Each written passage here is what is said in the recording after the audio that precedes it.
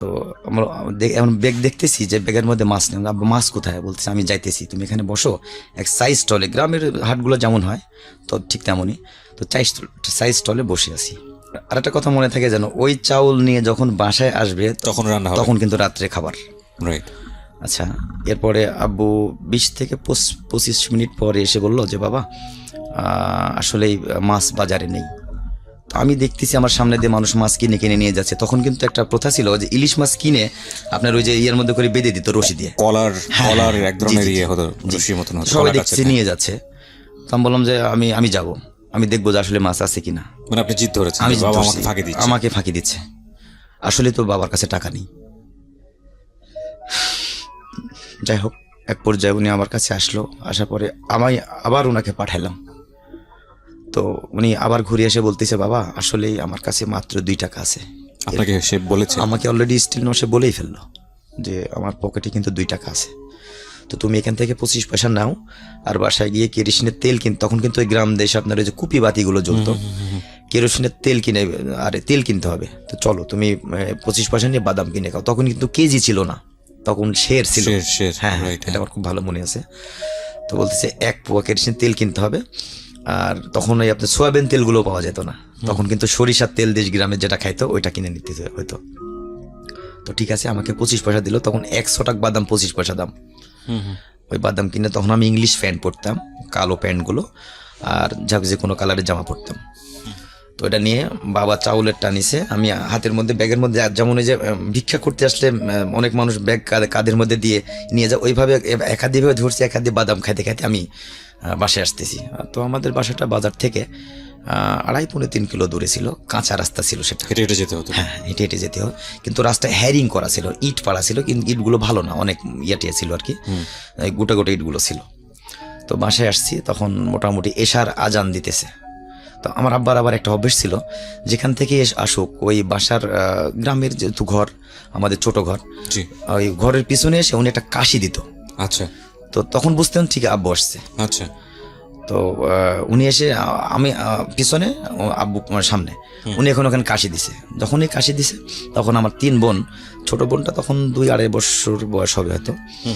তো উনি এসে ওই বাড়ির মধ্যে থেকে 3 বোন চিল্লায় উঠছে, 2 বোন চিল্লা উঠছে, ছোট চিল্লা উঠছে, ভাই আসছে আজকে বাজারে গেছে, উনি ঠিকই মাছ নিয়ে আসতেছে।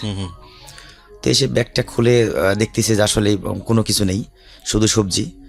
তো বলছে ভাইয়া মাছ কোথায়? আমি বললাম যে মাছ আজকে হাটে উঠে নাই, আর আব্বুর কাছে টাকাও নেই। তো আমার রিসেন্ট আমার ছোটো যে বোনটা, ওই বোনটা উনি বললো যে ভাইয়া অনেক আশা করে আছি যে আজকে মাছ দিয়ে ভাত খাবো, তো মাছ তো নিয়ে এসো নেই।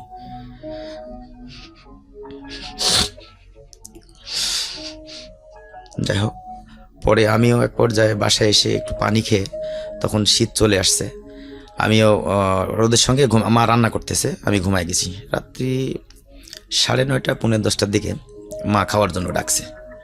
তো 4 ভাই বোনকে খাওয়াবে, খাওয়ানোর পরে ঘুম লাগাবে। তো আমি ঘুমাই গেছি আগেই, তো আমি উঠবো না, আমি বলছি না মাছ নিয়ে আমি ভাত খাবো না। তো মা আমারে মানে যেভাবে শাসন করে আর কি, এক পর্যায়ে মারলো আমাকে, একটা পিঠের উপরে থাপা দিছে। তারপরে আমি উঠে চোখ বন্ধ করে খানা খেলাম, মা খাওয়াই দিল। মানে ছোটো বোনটা তখন ঘুমাই, ওকে আর ডাকে নাই, আমার 3 ভাই বোনকে খাওয়াই দিল। খাওয়ানোর পরে 2-1 বার খেয়ে, হয়তো 2-1 নলা খেয়ে ঘুমায় পড়ছি। ওকে, ঠিক আছে। পরের সপ্তাহ হলো সোমবার। তো চান্সে আছি যে এবার তো কাজ হলে তো যাবই, হাটে যাব। তো এর মধ্যে ওই শুক্রবার স্কুল নেই, টার্গেট করে আছি কালকে শনিবার, রবিবার, সোমবারে হাটে যাব, 3 দিন ঠিক মতো ক্লাস করব। ওকে, ক্লাস করতেছি, 3 দিন ক্লাস করছি। ক্লাস করে মনে রাখছি যে সোমবার কবে, সোমবারে।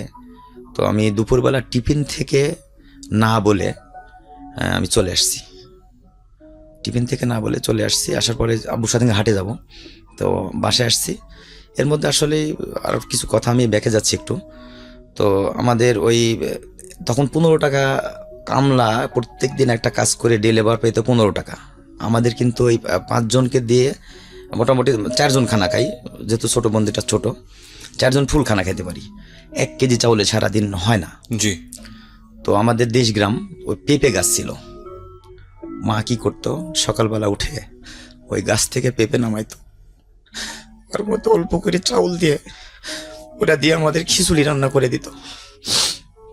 তো রান্না করতে একটু পরে, রান্না একটু পরে করতে, যেহেতু 12টায় স্কুলে যেতে হয়, বোনেরা যায় বা হলো 10টায়, মানে এমন টাইমে রান্না করে বোনেরা খেয়ে যেন চলে যেতে পারে। আর আমি আবার 12টায় যাই, তারা হলো আমি ক্লাস 4-এ পড়ি, তো হচ্ছে ওই খানা খেয়ে চলে যাই। এর মধ্যে আবার কোনো দিন রাত্রি এসে দুপুরে সন্ধ্যার সময় তো আবার দুপুরে খাইতে পাই না, অত টিফিনে আসিও না। টিফিনে আর মনে করেন যেহেতু খাবার নেই, রাত্রি এসে যাই হোক যেটা দিয়ে যাই করে ওইটা দিয়ে খাইতাম। গ্রাম দেশ, কোনো সময় দেখা যাচ্ছে কচু পাতায় তুলে রান্না করতো, বা ওই পেঁপে ভর্তা করতো, বা ওই অন্য কিছু একটা করতো। তো এমনকি মানে বৎসরে 1-2 দিন মাছ খাইতে পারতাম কিনা সন্দেহ ছিল। মাংসের তো প্রশ্ন, মাংসের তো প্রশ্ন, ওই যে ঈদের দিন, কুরবানিদের অপেক্ষা করতাম, ওই দিন হলে মাংস খাবো। কয়দিন আগে আমি ঈদের আগে আপনাদেরকে এরকম একটা শুনছিলেন আপনি, ওখানে বলেছিলাম, কিন্তু আমি যে এই ফ্রিজগুলো বড় বড় না করে, ফ্রিজে অবশ্যই রাখবেন, ফ্রিজে কেন রাখবেন না। এবং আমাদের ধর্মীয় বিধান অনুসারে কিন্তু এরকম, আমি যেহেতু খুব বেশি রিলিজিয়াস্টিক নলেজ রাখি না, তো সেই জায়গা থেকে আমি যতটুকু জানি যে এটার কোনো বাধা ধরার নিয়ম নাই যেটা আপনি ফ্রিজে রাখতে পারবেন না। কিন্তু একটা মানবিকতার জায়গা থেকে একটু চিন্তা করে দেখবেন যে আমি জানি যে অনেকেই একবার জবাই দিয়ে পরের কুরবানির ঈদ পর্যন্ত এই মাংস টেনে নিয়ে যান। কিন্তু আমি বলেছিলাম যে আপনাদেরকে এরকম একটা গল্প আমি শোনাবো খুব শীঘ্রই, যেখানে হয়তো এরকম শুনবেন যে বাংলাদেশে এরকম অনেক মানুষ এখনও আছে, যদিও আমরা উন্নয়নশীল বাংলাদেশ, আমরা স্বল্প উন্নত বাংলাদেশ হিসেবে মাথা উঁচু করে দাঁড়াচ্ছি, এটা আমাদের অনেক গর্বের। কিন্তু এটা ঠিক যে বাংলাদেশে এখনও এরকম অনেক পরিবার আছে যারা এই ঈদের অপেক্ষায় থাকেন এক টুকরো মাংস খাওয়ার জন্য। হ্যাঁ, এবং এই রকম 10টা পরিবারকে খুঁজে বের করে যদি আপনি 10 কেজি মাংস তাদেরকে দিতে পারেন, এর চেয়ে বড় আনন্দের কিছুই হতে পারে না। তারা যখন খাবে ওই সময়ের যে তৃপ্তি, ওটা যদি আপনার নিজের চোখে দেখার সুযোগ হয়, এর চেয়ে বড় গিফট আর কিছু হতে পারে না। আজকে যে গল্পটা আমি শুনছি, এইখানকার সাথে আমার শৈশবের অনেকখানি মিল আমি খুঁজে পাবো এই কারণে যে ওনার দারিদ্র অবস্থার সাথে হয়তো আমার ওইভাবে মিল ছিল না, কিন্তু উনি যে গ্রামের কথা বলছেন, বা যে কুপিবাতির কথা বলছেন, বা যে মেঠো পথের কথা বলছেন, যে বাজারের কথা বলছেন, এগুলোর সঙ্গে আমি খুব পরিচিত। কারণ আমি একেবারে অজপাড়াগা বলতে যেটা বোঝায়, সেখানে বড় হয়েছি ক্লাস 8 পর্যন্ত। তারপরে আমি শহরতলির স্কুলে এসে পড়াশোনা করি, ক্যান্টনমেন্ট বোর্ড, এবং then can public, then Dhaka university. আমি খুব লাকি যে আমি শরৎচন্দ্রের শ্রীকান্ত যখন পড়েছি, আপনারা হয়তো অনেকেই পড়েছেন শরৎচন্দ্র চট্টোপাধ্যায়ের আত্মচরিতমূলক যে 4 খণ্ড শ্রীকান্ত, এবং শ্রীকান্ত যখন আমি পড়েছি তখন আমি চোখের সামনে দেখতে পেয়েছি যে এগুলো তো আমার সামনেই হয়েছে, বিকজ আমার জীবনের একটা অনেক বড় একটা অংশ জুড়ে রবীন্দ্রনাথের ছুটি গল্প আমি আমাকে অনুভব করেছি, বিকজ আমি জানি গ্রামের টেস্টটা কি। এই লোকটা যখন বলছে, বা কেউ যখন গ্রামের গল্পটা বলে, তখন আমি চোখের সামনে এটা দেখতে পাই, আর উনি যেটা বলছেন সেটা আমি বিশ্বাস করি, কারণ আমি হিসেবে দেখেছি অসংখ্য পরিবার এরকম যারা কোনো একবেলা মাছ খেতে পারতো বলে মনে হয় না। আমার মনে আছে, আমি অনেকখানি নস্টালজিক হয়ে যাচ্ছি, আমি দেখতাম মাঝে মাঝে আমার মা, একটা খুব ইন্টারেস্টিং ঘটনা মনে পড়ে গেল আজকে, সে হঠাৎ সপ্তাহে 1 দিন বা 2 দিন একদম থালা উঁচু করে ভাত, তার উপরে হলো আপনার বেশি বেশি করে তরকারি, কিছু মাছ যেগুলো রান্না হতো স্পেশালি সপ্তাহের 1 দিন, হাটবারের দিনে স্পেশাল রান্না হতো, সে কোনো এক বাসায় দিয়ে আসে। তো আমার খুব কিউরিওসিটি হলো, মা এটা তুমি কাকে দাও? তো মাসে 1-2 বার এই কাজটা করতো। তো আমি তারপরে গিয়ে দেখলাম যে যেই ছেলেটার সাথে আমি রেগুলার খেলি, তারই বাবা, সে অসুস্থ, সারাদিন বিছানায় পড়ে থাকে, তার বাড়িতে সে পৌঁছায় দেয়, এবং ওই ভদ্রমহিলা, ওনার ওয়াইফ আমাদের বাড়িতে কাজ করতো। তো এই যে আপনি যে গল্পগুলো বলছেন না, ওই সময় আসলে অনুভব করতে পারিনি। আপনি যখন বললেন না যে বাবাকে আমাকে ফাঁকি দিচ্ছে কিনা, আমার কাছে মনে হচ্ছে যে ওই শৈশবে যদি আমিও থাকতাম, আমিও ঠিক একইভাবেই উপলব্ধি করতাম যে আসলে কি ফাঁকি দিচ্ছে কিনা। আমরা আসলে বুঝি না যে আমাদের বাবারা কতটা কষ্ট করেন আমাদের জন্যে। বড় হলে বুঝি, আর তখন হয়তো বাবারা থাকেন না নিজের জীবনে, তখন আসলে আর কিছু করার থাকে না। প্রত্যেকেই বাবা হন, এবং বাবা হওয়াটা জরুরি আসলে বাবার কষ্ট বোঝার জন্য। জি, যেখানে আপনি ছিলেন বলুন। ওকে, তারপরে আমি 4-এর হাটে আমি চলে আসছি, টিফিনে চলে আসছি। জি, আমি আজকে বাবার সঙ্গে হাটে গিয়ে অবশ্যই আজকে মাছ কিনতে হবে। তো ওই দিনকে 4-এর হাটে একদিন কাজ হয় নাই, সেটা শনিবারে কাজ হয় নাই, শুক্রবারে হয়েছে, শনিবারে, রবিবার, সোমবারে বাবা কিন্তু কাজে গিয়েছে। তো আমি 1:30টার সময় টিফিনে এসে আম্মাকে বলতেছি, আম্মা আমি আজকে আর স্কুলে যাব না। হ্যাঁ। তো আম্মা বলছে কেন? তো বললাম যে না, আমি আজকে যাব না, আমি আব্বুর সঙ্গে হাটে যাবো। বলছে না তুমি স্কুলে চলে যাবো, এই হাটে কাজ হয় নাই, তো 3 দিন কাজ হয়েছে, চাউল কিনতে হবে, চাউল না কিনলে খাবা কি? তো বললাম যে না মা, আমি আজকে প্রয়োজনে এমনি হাটে যাব, সমস্যা নেই। আমি যাবই, তারপর আমি যাব। ওকে ঠিক আছে, মা যাইতে দিবে না। তো আব্বু কাজের থেকে 3টার সময় আসতো, দেখলাম যে উনি কাজের থেকে এসে দেশগ্রামে পুষ্করণীতে গোসল করে। উনি যখন পুষ্করণীতে গোসল করতে নামছে, তখন আমি কি করছি, আমাদের ছোট্ট সাবরা ঘর ছিল, ঘরে ওই জানালার ধারে আমার শার্টটা আগে লুকায় রাখছি। আচ্ছা। আর আমি বাড়ির ভিতর দিয়ে বাহির দিয়ে এসে শার্টটা নিয়ে, ওই শুটিবুটির গাছ ছিল রাস্তার ধারে, যেটা দিয়ে হাঁটে যাওয়া হতো আর কি, তখন জঙ্গল, চিকনা রাস্তাটা জঙ্গল জঙ্গল ভাব ছিল, জঙ্গলই ছিল। আমি ওই জঙ্গলের মধ্যে বসে আছি চুপ করে, শার্টটা আমি মোড়ায় ধরে নিয়ে বসে আছি যে আমি আব্বুর সঙ্গে হাটে যাবো এবং মাছ কিনাবো যেমনি হোক। আমার মানে খুব ইচ্ছে যে মাছ দিয়ে ভাত খাবো। পরে আমি, অনেক লোক যাইতেছে তো দেশগ্রাম লাইন ধরে বিশেষ করে যায়, তো দেখতেছি যে আব্বু আসতেছে 3 জনের পরে, অর্থাৎ পরে একজন আছে 4 জন, আব্বু হলো 3 নম্বরে, লাইন ধরে যাইতেছে। আমি ওনাকে দেখে যখন পাহাড়ে চলে গেছে, মোটামুটি অনেকটুকু দূরে চলে গেছে, 20-25 কদম দূরে চলে গেছে, তখন আমি ওখান থেকে বের হয়ে, টেনে হিসেবে বের হয়ে গায়ে জামাটা পরছি। পরে মনে থাকে যেন আমি খালি পায়ে চলে গেছি। তারপরে আমি পিছন দিয়ে হাঁটা দিছি। তো বাবারা যাইতেছে আর জিজ্ঞেস করতেছে যে বাজারে গেলে চাউল পাওয়া যাবে কিনা। ওই টাইমে টাকা যদিও থাকতো, চাউল টাউল কম পাওয়া যেত। তো বলতেছি হ্যাঁ পাওয়া যাবে। এর মধ্যে বাবা বামের দিকে ঘুরে চায় দেখে আমি যাইতেছি। ওকে। তখন আমাকে এটা কিরে তুই, তা বললাম বাবু আমি তো আগেই চলে আসছি, এসে আমি ওই যে জঙ্গলের মধ্যে লুকাইছিলাম। কয় তোর আম্মা কি জানে? তা বললাম যে না, আম্মা তো খেয়াল করে নেই। কয় ঠিক আছে আস। কয় আবার খোঁজাখুঁজি করবে নাকি? তো আরেকজন আবার উনি বাজার করে নিয়ে যাচ্ছিল, উনি আবার উনাকে বলে দিল যে বলে দিও যে মামুন আমার সঙ্গে আসছে। তো উনি এসে বাসায় বলে দিয়েছে, আর টেনশন করে নেই। যাই হোক, আমি তখন বাবার সঙ্গে বাজারে গেলাম, তো ওই যথারীতি ওই জায়গাতে আমাকে বসায় রাখলো। আচ্ছা। ওই সেই আগের সাইজ স্টলে। তো কাজে যে টাকা দিবে, টাকাগুলো সে উঠাই নিয়ে এসে বলতেছে যে বাবা তুমি ব্যাগ দাও এখন আমাকে। তো 2টা ব্যাগ, একটার মধ্যে কাঁচা বাজার করতো, একটার মধ্যে চাউল নিত। তো ওই চাউলের যে ব্যাগটা, ওইটা উনি আগে আমার কাছ থেকে নিয়ে গেল, বলছে আগে চাউল কিনে নিয়ে আসি। ওকে ঠিক আছে।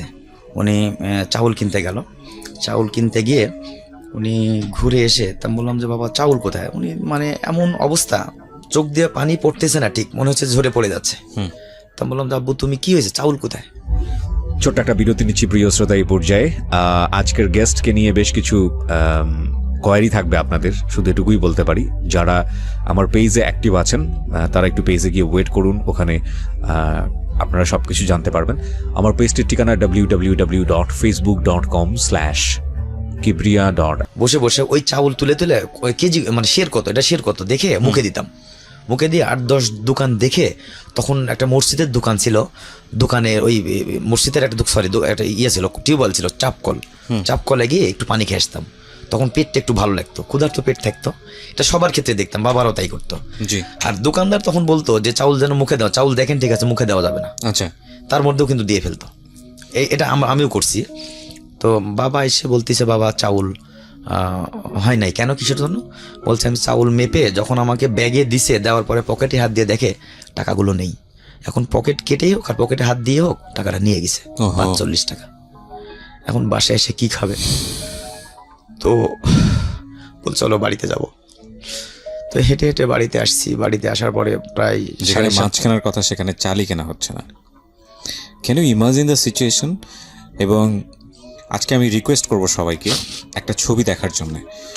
সেকেন্ড ওয়ার্ল্ড ওয়ারের পরে ইটালির ঘটনা নিয়ে ছবিটা নির্মাণ করা হয়েছিল। যদি আমাকে খুব রেগুলার কেউ শুনে থাকেন তাহলে এই ছবিটার কথা অনেকবার আমি বলেছি অনুষ্ঠানে। এই ছবিটা আপনারা দেখবেন। ওর বাবা আর এই আমার যিনি আজকে গেস্ট, তার যে গল্পটা শোনার পরে আমার মনে হচ্ছে ছবিটা আপনাদের সবাইকে বলা উচিত দেখার জন্য। ছবিটা সাদা কালো একটা ছবি, কিন্তু অসম্ভব সুন্দর একটা মেসেজ আছে ছবিটাতে। আপনারা এটা ইউটিউবেও পাবেন, বাইসাইকেল টিপস। অবশ্যই আপনারা ছবিটা দেখবেন, আমি আজকে বলে দিলাম। ধৈর্য নিয়ে দেখতে হবে। ছবির ঘটনাটা অসাধারণ একটা ঘটনা, যেখানে বাবা কিভাবে একটা সন্তানকে মানে সুখী করার জন্য কি করতে পারে। আর একটা ছবি আছে, সেটা আপনারা দেখতে পারেন। সেটা অনেক পরে এসে বাবা এবং সন্তানের কাহিনী নিয়ে নির্মাণ করা হয়েছিল। ছবিটা হচ্ছে পারস্যুট অফ হ্যাপিনেস। এটাও দেখতে পারেন। আর একটা ছবি আছে, এই ছবিটাও আপনারা দেখতে পারেন। সেটা হচ্ছে লাইফ ইজ বিউটিফুল। 3টা ছবির কথা বললাম। এই 3টা ছবি দেখা উচিত। বাবা আসলে প্রত্যেকটা ছেলে মেয়ের জীবনে কি বা বাবারা কি করতে পারেন, এই 3টা ছবি দেখা উচিত। লাইফ ইজ বিউটিফুল, সেটাও সেকেন্ড ওয়ার্ল্ড ওয়ারের পরবর্তী, বিশেষ করে গ্যাস চেম্বারে ঢোকানো হচ্ছে ওই সময়কার ঘটনা নিয়ে। পরবর্তী সেকেন্ড ওয়ার্ল্ড ওয়ারের পরের ঘটনা নিয়ে হলো আপনার বাইসাইকেল থিপস। আর পার্সুট অফ হ্যাপিনেস একেবারে সমসাময়িক ঘটনা নিয়ে, এটা সম্ভবত হলিউডের একটা মুভি। আপনারা অবশ্যই দেখবেন এই 3টা ছবি। আমি রিকোয়েস্ট করলাম আজকে বাবাকে বোঝার জন্য যে বাবা কি।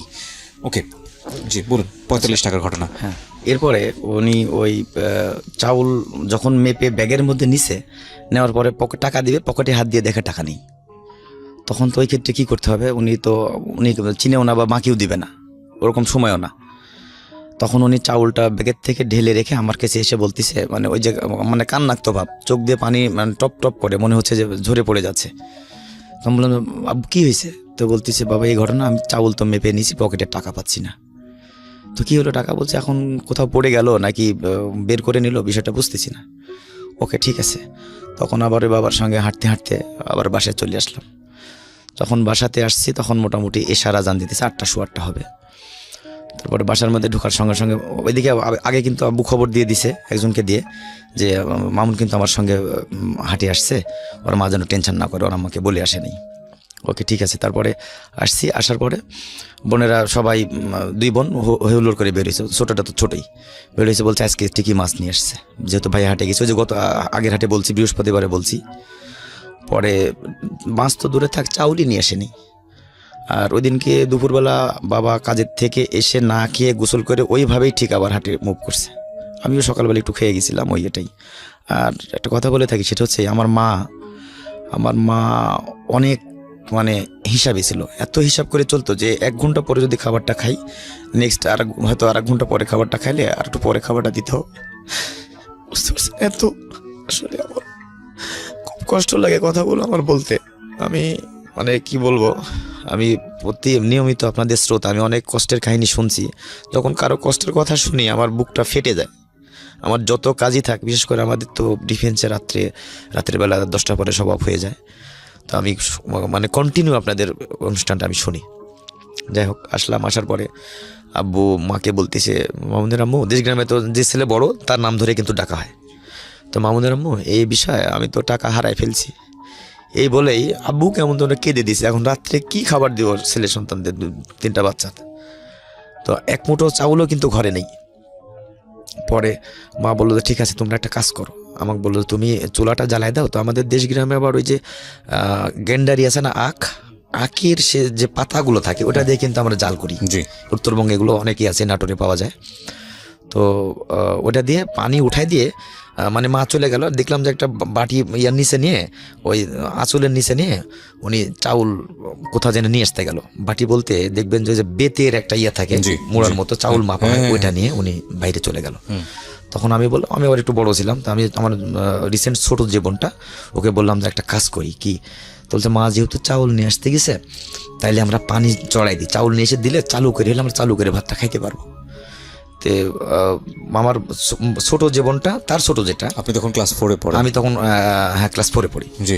তো ওই বোনটা উনি আবার বলতেছে ভাইয়া তাহলে চলো চাউল জাল করি। এদিকে কিন্তু শীত, ডিসেম্বর মাস, শীত নভেম্বর ডিসেম্বর হবে। তো ওই চাউল শুধু পানি উঠাই দিয়ে জাল করতেছে, আর আমরা ওই যে আগুন পোয়াইতেছি। গ্রাম দেশে যেমন ওই চুলার ধারে বসে থাকে, প্রচুর শীত হয়। হ্যাঁ প্রচুর শীত। তো আগুন পোয়াইতেছি, এর মধ্যে মা এক বাসার মধ্যে গেছে, যাওয়ার পরে ওনারা খাইতে বসছে। তো বুঝতে পারছে আসলে যে একটা কিছুর জন্য আসছে। তো উনি আগেই বলছে, আমি আসলে নামটা প্রকাশ করতে চাচ্ছি না, তোদের একটু আর্থিক অবস্থা ভালো ছিল, জায়গা জমি ছিল, আমাদের আসলে জায়গা জমি ছিল না। তো মাকে যাওয়া দেখে বলছে কি জন্য আসছো? তো বলছে না এমনি আসছি। আমাদের আজকে চাউল কম ছিল, অল্প করে ভাত পাকাইছে, আমাদের ভাতই মনে হয় কম হবে নাকি। আর ওর বড় যে ছেলে ছিল, আমি নামটা বলতেছি না, বলছে এই তুই খেয়ে নে, তোর বড়টা এসে আবার সবগুলো খেয়ে ফেলবে, মানে যেন না চাইতে পারে কিছু আর কি। ওকে। প্রথমে বলছে চাউল কম ছিল, ভাত কম করে পাকাইছি, মানে জানে চাউলও না চাইতে পারে, ভাতও না চাইতে পারে। কথাগুলো আসলে আমার খুব মানে মনে হয় যে 2 দিন আগের কথা আমার এটা মনে হয়। যাই হোক, মা ওখান থেকে রিটার্ন আসছে, রিটার্ন এসে বাসায় এসে বলতেছে কি করতেছো? তো আমরা বললাম যে মা তুমি চাউল নিয়ে আসতে গেছো, আমি বুঝতে পারছি, আমরা পানি জাল করতেছি, যেন তুমি নিয়ে এসে চাউলটা দিলে চালু করে ভাত হয়ে যায়। তো মা মুখের দিকে চায় বলছে আচ্ছা ঠিক আছে, আমি চাউল তো পাইনি, যাইতেছি আরেক জায়গায় যাই। উনি আরেক বাসায় গেছে, ওখানে যাওয়ার পরে ওনারা কে বলে মানে খানা খাবে এরকম ভাব, ওদের ঘরে কিন্তু চাউল আছে। তো বলছে চাচি আম্মা আমাকে একটু চাউল দেন, আমি 1 সের চাউল দেন, তখন তো কেজি ছিল না, 1 সের চাউল দেন, আমি কালকে সকালে কাজ হলে আমি বিকেলবেলা চাউলটা দিয়ে যাবো নি। তো বলছে আমাদের তো আসলে ধান উষানো হয়নি, উষানো মানে ধান ওই যে দেশ গ্রামে তখন কিন্তু ঢেকি দিয়ে ধান বাঁধতো, আমি দেখছি আমার মাই বাঁধতো, তো ওই চাউল আমাদের উষানো হয়নি। আসলে কিন্তু ওদের চাউল আছে, ওদের নিলে দিতে পারবো না, এরকম একটা কিছু। ওকে ঠিক আছে। তখন উনি বাসায় এসে বললো যে বাবা হচ্ছে আসলে তো চাউল পেলাম না, তোমরা আর পানিতে জাল করো না। এদিকে পানি কিন্তু একেবারে সেই টকবক করে বলো করতেছে। তখন এত খিদা লাগছে, আমি লাস্টে আমার ছোট বোনটা মানে যেটা একেবারে ছোট 3 নম্বর বোন যেটা আর কি, উনি বলতেছে, উনি ঘুম থেকে উঠছে, উঠে বলছে মা ভাত দাও, শুধু এতটুকু বলতে পারে মা ভাত দাও, 2.5-3 বছরের মতো বয়স। তো মা বলছে এখন আমি ভাত কোথায় পাবো? আর আমাদের বংশে শুধু আমার 2 চাচা, একটা চাচা আর আমার বাবা, আর কেউ নেই, দাদা দাদি ফুবু মানে যে যেখানে সব আগে মারা গেছে। তো আমার বাবা অবশ্য অনেক দারিদ্রতার মধ্যে মানুষ হয়েছে। এখন এই ছোট বোনটার জন্য কি করবে? তো বললো যে এখন আমি কি করতে পারি? মাও তখন কান্না করতেছে। এখন আমি তখন কিছু চুপ করে বসে আছি। আমার ছোট 2 বোন যেটা মানে রিসেন্ট একেবারে ছোট যেটা, তার বড় 2টা, ওরা বলছে ভাত দাও। এখন মা বললো যে দাঁড়া, তখন একটা ওই ইয়ার আপনার হচ্ছে ওই যে বেতের যে কাঠি ছিল একটা চাউল মাপা, দেশগ্রামে এখন ওটা আছে আমার বাসায়, ওইটা রেখে একটা ছোট্ট নিল, খোরা বলে আর কি, যাই হোক দেশগ্রামে বাটি নিয়ে বলছে ঠিক আছে যাই এখন নিয়ে আসি। আর এক বাড়িতে গেছে, যাওয়ার পরে বলছে বাবা আমার ছোট মেয়েটা একবারে ভাতের জন্য পাগল হয়ে গেছে, অন্তত 1 মুঠ ভাত তাকে দাও। তো আসলে ওদের ভাত ছিল না, পাতিল দেখা যতটুকু ছিল সর্বোচ্চ একটা মুরগি মানে 4টা মুরগি খাইলে 4টা মুরগির পেট পুরবে, এতটুকু ভাত ওদের পাতিলে ছিল। ওই ভাতটা আমার মাকে দিছে, তারা মিথ্যে কথা বলে নাই। তো ভাতটা দেওয়ার পরে ভাতটা নিয়ে আসছে, নিয়ে আসার পরে মনে হইতেছে মানে ওই ভাতটা দেখে যে ভাতগুলো যদি সব খাইতে পারতাম মনে হয় পেটটা শান্তি হতো। তারপরে বলছে দাঁড়াও আগে আমার ছোট বোনের নাম শেফা, তো বলছে আগে শেফাকে খাওয়াই। ওকে খাওয়ানোর পরে ঠিক এতটুকু ভাত বাঁচে। ওই ভাতটা মা বললো যে শোনো এই ভাতটা পানি ভাত করলে তাহলে ভালো লাগবে খাইতে। তখন আমার কিন্তু 8-9 বছর, যেহেতু 10 বছর বয়স, বুঝলাম যে পানি ভাত করলে বেশি হবে, তুমি মেজে করতাম পানি ভাত খাওয়ানো, আমি খাবো। তো মা বলছে না বাবা ওদেরকে 2জনকে দাও। তো মা একটা বলের মধ্যে নিয়ে ভাতগুলো চেপে চেপে আপনার পানি দিয়ে মানে মাড়ি করে ফেলছে, আর লবণ দিল, লবণ নিয়ে প্রায় 1 লিটারের মতো পানি দিছে, তখন 1 কেজির মতো। ওই আমাদেরকে বলছে তুমি আগে একটু খাও। জাস্ট ওর মধ্যে কোনো ভাত নেই, পানিটা যে মাড়ের মতো হয়ে গেছে, মানে ঠিক ভাতের যেমন মাঠ থাকে না, ওইটা খেয়ে রাত্রে শুয়ে পড়ছি। আর তখন শোয়ার পরে সকালবেলা এখন স্কুলে যেতে হবে, আব্বু কাজে যাবে। আর কাজের একটা সিস্টেম ছিল, গ্রাম দেশে একটা উঠান বাড়ি আছে যেখানে ধান টান রাখা হয়, ও দেশ গ্রামে ওই এক বৃত্তমান ছিল, তারা জায়গা জমি ছিল, ওদের উঠানের পরে বসে ওই মানে যারা কাজে যাবে তাদেরকে ওখান থেকে নিয়ে যেত, মানে কার কার কাজ হইতেছে ওখান থেকে নিয়ে যেত, গ্রামেরই তো কাজ। তো সকালবেলা উঠে আব্বু ঠিক ওখানে চলে গেছে, আমি ঘুম থেকে উঠে দেখতেছি আব্বু নেই। আমি বললাম যে তাহলে ওখানে গেছে, আমি হাত মুখ ধুয়ে এসে পড়তে বসবো। আব্বু এসে বললো যে কাজ হয়েছে, কাজে যাব। আর ওই পড়তে বসে আর কিন্তু সজাগ থাকি যে আব্বু এসে যেন বলে যে কাজটা যেন হয়। যেদিন এসে বলে যে আজকে কাজ হয়নি, ওদিন মনটা খুব খারাপ হয়ে যায়। যেদিন শুনছি কাজ হয় ওদিন অনেক ভালো লাগে, যে টাকা তো পাবেই, অন্তত ভাত খেতে পারবো। যাই হোক ওই দিনকে এসে বললো যে কাজ হয়েছে। একটা জিনিস চিন্তা করে দেখেন যে ক্লাস 4-এ পড়া একটা বাচ্চা, তার বেসিক জিনিস নিয়ে টেনশন, খাইতে পারবো কিনা। এবং ওই সময় এই বাচ্চার, আমরা সাধারণত যারা একটু মধ্যবিত্ত পরিবারে আছি তাদের, আমি জানি অনেক ছেলেমেয়ে আজকে শুনছো আমার এই জীবন গল্পটা, অনেক বাচ্চা যারা ক্লাস 4-এ পড়ে তারা হয়তো বা শুনছো, অনেকেরই হয়তো এটা অচিন্তনীয় একটা গল্প হবে যে কি বলে এই লোক কি বলতেছে এসব। আমরা যেখানে খেলাধুলার জিনিসপত্র নিয়ে চিন্তা করি, বাবা এইটা কিনে দিল কিনা, ওটা কিনে দিল কিনা, এটা নিয়ে চিন্তা করি, মন খারাপ করি, সেখানে একটা ছেলে তোমার বয়স, সে চিন্তা করছে যে বাবার কাজ হয়েছে কিনা, কারণ বাবা যদি কাজ হয়ে থাকে বাবার টাকা পাবে, আর টাকা পেলে আমরা একটু পেট ভরে খেতে পারবো। এটা ইথিওপিয়া উগান্ডার গল্প না, এটা বাংলাদেশের গল্প। এবং আমি এটা মনে প্রাণে বিশ্বাস করি বাংলাদেশে এখনও এরকম অনেক পরিবারই আছে। হয়তো আমরা তার খোঁজটা নেই না। এটা আমাদের নিজেদের জায়গা থেকেই অনেক বড় একটা সীমাবদ্ধতা। আমরা মনে করি আমরা আমাদের যেই কমিউনিকেটিং মিডিয়া, আমাদের ফেসবুক, আমাদের পত্রপত্রিকা বা আমাদের চারপাশে আমরা যা দেখি, আমরা সেটা কি পৃথিবী মনে করি। কিন্তু এর বাইরের জগৎটা যেটা আমাদের সামনে আসে না বা আনার সামর্থ্য তাদের নেই, সেই জগৎটা যে আমার জানার বাইরেও আরও কত বিচিত্র হতে পারে, সেটা কিন্তু আমরা মনে করি না। কি করার আছে? আপনি হয়তো এইরকম পরিবার সারা জীবনে খুঁজেই পাবেন না। আপনাকে শুধু এতটুকুই বলতে পারি, আমি নিজেও সেটা প্র্যাকটিস করার চেষ্টা করি, অনেক সময় পেরে উঠি না। সেটা হলো, আপনার জন্য আল্লাহ যতটুকু রিজিক রেখেছে এতটুকু আপনি খান, কিন্তু আপনি খাবার নষ্ট করেন না। কারণ আপনি যখন খাবারটা নষ্ট করছেন, তখন আপনি এই ধরনের গল্পের কথা মনে করবেন যে কয়েকটা ভাত চটকে 1 লিটার পানি দিয়ে 4-5টা ছেলে মেয়ে মিলে ভাগ করে খাচ্ছে। এরকম অনেক পরিবার বাংলাদেশে এখনও আছে। হ্যাঁ, হয়তো আমরা তার খবর জানি না। তো please do not waste your food, number 1। And number 2 হলো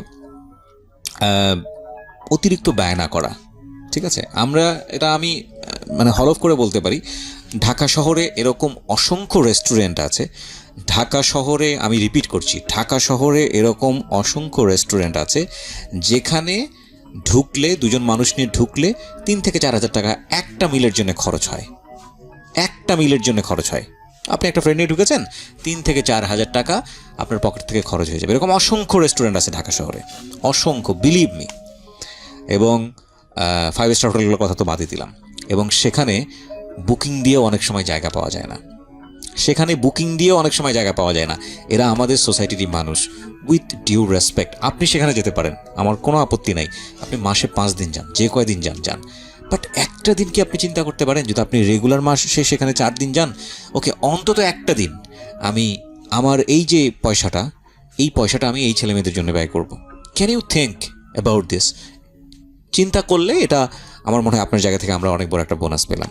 কজ আপনি হয়তো জেনে অবাক হবেন, আপনার এই 1 মিলের টাকা দিয়ে বাংলাদেশে পুরো পরিবার 1 মাস চলে, এরকম পরিবার খুঁজলেও পাওয়া যেতে পারে। সুতরাং উনি যে গল্পটা আজকে এখানে বলছেন, সেই গল্পের সাথে অনেকেই হয়তো তার নিজের জীবনের শৈশবটা খুঁজে পাবেন। কারণ এরকম অনেক মানুষ তাদের ভাগ্য বদলেছেন, যেভাবে বাংলাদেশের ভাগ্যটা বদলে যাচ্ছে। আমার খুব ভালো লাগে যে আমরা ছোটোবেলায় পড়েছি যে তলাবিহীন ঝুড়ির দেশ, রচনা লিখতাম, Bangladesh is a poor country, প্রথমেই লিখতাম এই লাইনটা। অন্তত আজকের ছেলে মেয়েদের এই লাইনটা লিখতে হয় না। এটা খুবই মানে এটা আমি মনে করি এটা আমাদের বাংলাদেশের স্বাধীনতার পরে সবচেয়ে বড় গিফটটা হচ্ছে এটা, যে বাংলাদেশের ছেলেমেয়েরা আজকাল এটা লিখবে না যে Bangladesh is a poor country. Of course we are developing nation, আমরা পোর কান্ট্রি তো নিজেদেরকে বলতে পারি না। তো এটা কিন্তু অনেক বড় একটা পাওয়া। কিন্তু এটা ঠিক যে এই উন্নতি মানে সবার উন্নতি না, সমাজের সব শ্রেণীর মানুষের উন্নতি না। কারো ঘরে কোটি কোটি বিলিয়ন টাকা, কারো ঘরে ফুটো পয়সাও নেই। হ্যাঁ, এটা আমাদের পুঁজিবাদী অর্থনীতিরই একটা চিত্র। তো এই যে ভদ্রলোকটা গল্পটা বলছেন, এরকম মামুনের পরিবার বাংলাদেশে অনেক আছে, তাদের খোঁজ নেওয়াটা জরুরি। ওকে জি, আপনি যে গল্প ছিলেন, আমি সরি মাঝে ইন্টারাপ্ট করব। না, ঠিক আছে, আপনি বলুন তারপরে যে জায়গাটায় ছিলেন। হ্যাঁ বলুন। এরপরে আমি তো ওই অপেক্ষা করতেছি আব্বু আসবে। আমি কিন্তু অলরেডি পড়তে বসছি। তখন তো ওই যে টেবিল চেয়ার ছিল না, আর শুধু ওই যে মাদুরগুলো বিছে, খেজুর পাতার যে মাদুরগুলি দেশ গ্রামে হয়, ওইটাতে বসে ওই পড়তেছি বারান্দায় বসে। আর আমাদের ঘরটা ছিল সনের ঘর। সেটা আপনার ওই যে আখের পাতা দিয়ে গ্যান্ডারি বলে, কোথাও আবার আমাদের উত্তরবঙ্গে আখ বলে, কোথাও আবার আমাদের ওখানে কুশারি বেশি বলে। ওর পাতা দিয়ে ছাউনি করা যে ঘরটা ছিল। যাই হোক, আব্বু আসলো, আমি বললাম যে তুমি আজকে কাজ হয়েছে? কয় হ্যাঁ বাবা কাজ হয়েছে। কি করা? কয় যে গ্যান্ডারি কাটা। আর একটা কাজ করতাম, সেটা হচ্ছে প্রচণ্ড ক্ষুধা লাগলে আমাদের উত্তরবঙ্গে কিন্তু আবার গ্যান্ডারিগুলো অনেক পাওয়া যেত। তো মিষ্টি জিনিস কি আর কতক্ষণ থাকা যায়, ওই মাঝে মধ্যে মাঠে গিয়ে মানুষের জমিন থেকে গ্যান্ডারি কেটে খাইতাম। এটা কিন্তু আমাদের দেশে অ্যাভেলেবল পাওয়া যায়, এখনও পাওয়া যায়। যাই হোক, আব্বু ওই গ্যান্ডারি কাটা কাজে যাবে। তো যার কাজ হয়েছে ওনার কাছে বাসায় আসলে এসে দেখলাম মানে খুব দ্রুত বের হয়ে চলে গেল। ব্যাগটা, মানে ওই বাজারের চাউলের ব্যাগটা উনি হাতে নিয়ে চলে গেছে। তো খেতে তো হবে সারাদিন। তারপর উনি কাজে যাচ্ছে, ওনাকে আবার খেতে দেবে না, খাবার বাসা থেকে নিতে হবে। উনি গিয়ে যার কাজ হয়েছে ওনাকে বলছে যে ভাই তোমার তো আমি কাজ করতে যাচ্ছি, তো আমাকে টাকাটা একটু আগে দিলে কালকে আমি আসলে বাজারে টাকা পয়সা হারাই ফেলছি, চাউল নিয়ে আসতে পারি নাই, রাত্রেও না খেয়ে আসি। তখন এই টাকাটা নিয়ে আমি চাউল কিনে বাসায় দিয়ে গেলে তাহলে আমার পোলাপানগুলো খেয়ে হয়তো স্কুলে যেতে পারবে, আমার কাছে খাবারটা নিতে পারবে। উনি বলছে যে আসলে ভাই এখন তো আমার কাছে 1টি টাকা নয়, বিকেলে ছাড়া আমার টাকা হবে না, এই কথা উনি বলছে। উনিও কিছু না বলে আসতেছে, আসার সময় খুবই গম্ভীরভাবে আসতেছে। তো উনি আরেকজন মানুষ আবার আমাদের ওখানে ছিল, উনি এখনো বেঁচে আছে। উনি বলছে কি কাজ হয়েছে আজকে? তো বলছে হ্যাঁ কাজ তো হয়েছে ভাই, তো আমি কাজে যাচ্ছি, বাসাতে তো একটু চাউল ডাউল কোনো কিছুই নেই কালকে। কেন কালকে না হাট গেল, কি করলা, কাজ করছো? কালকে এই ঘটনা ঘটে গেছে, আমি টাকা পয়সা হাটে হারাই ফেলে আসছি, রাত্রে না খাওয়ার মতো না খেয়েছিলাম। তো বলতেছে কি করা যায়? তো ঠিক আছে তুমি যাও, আমি দেখতেছি, তুমি কাজে যাও।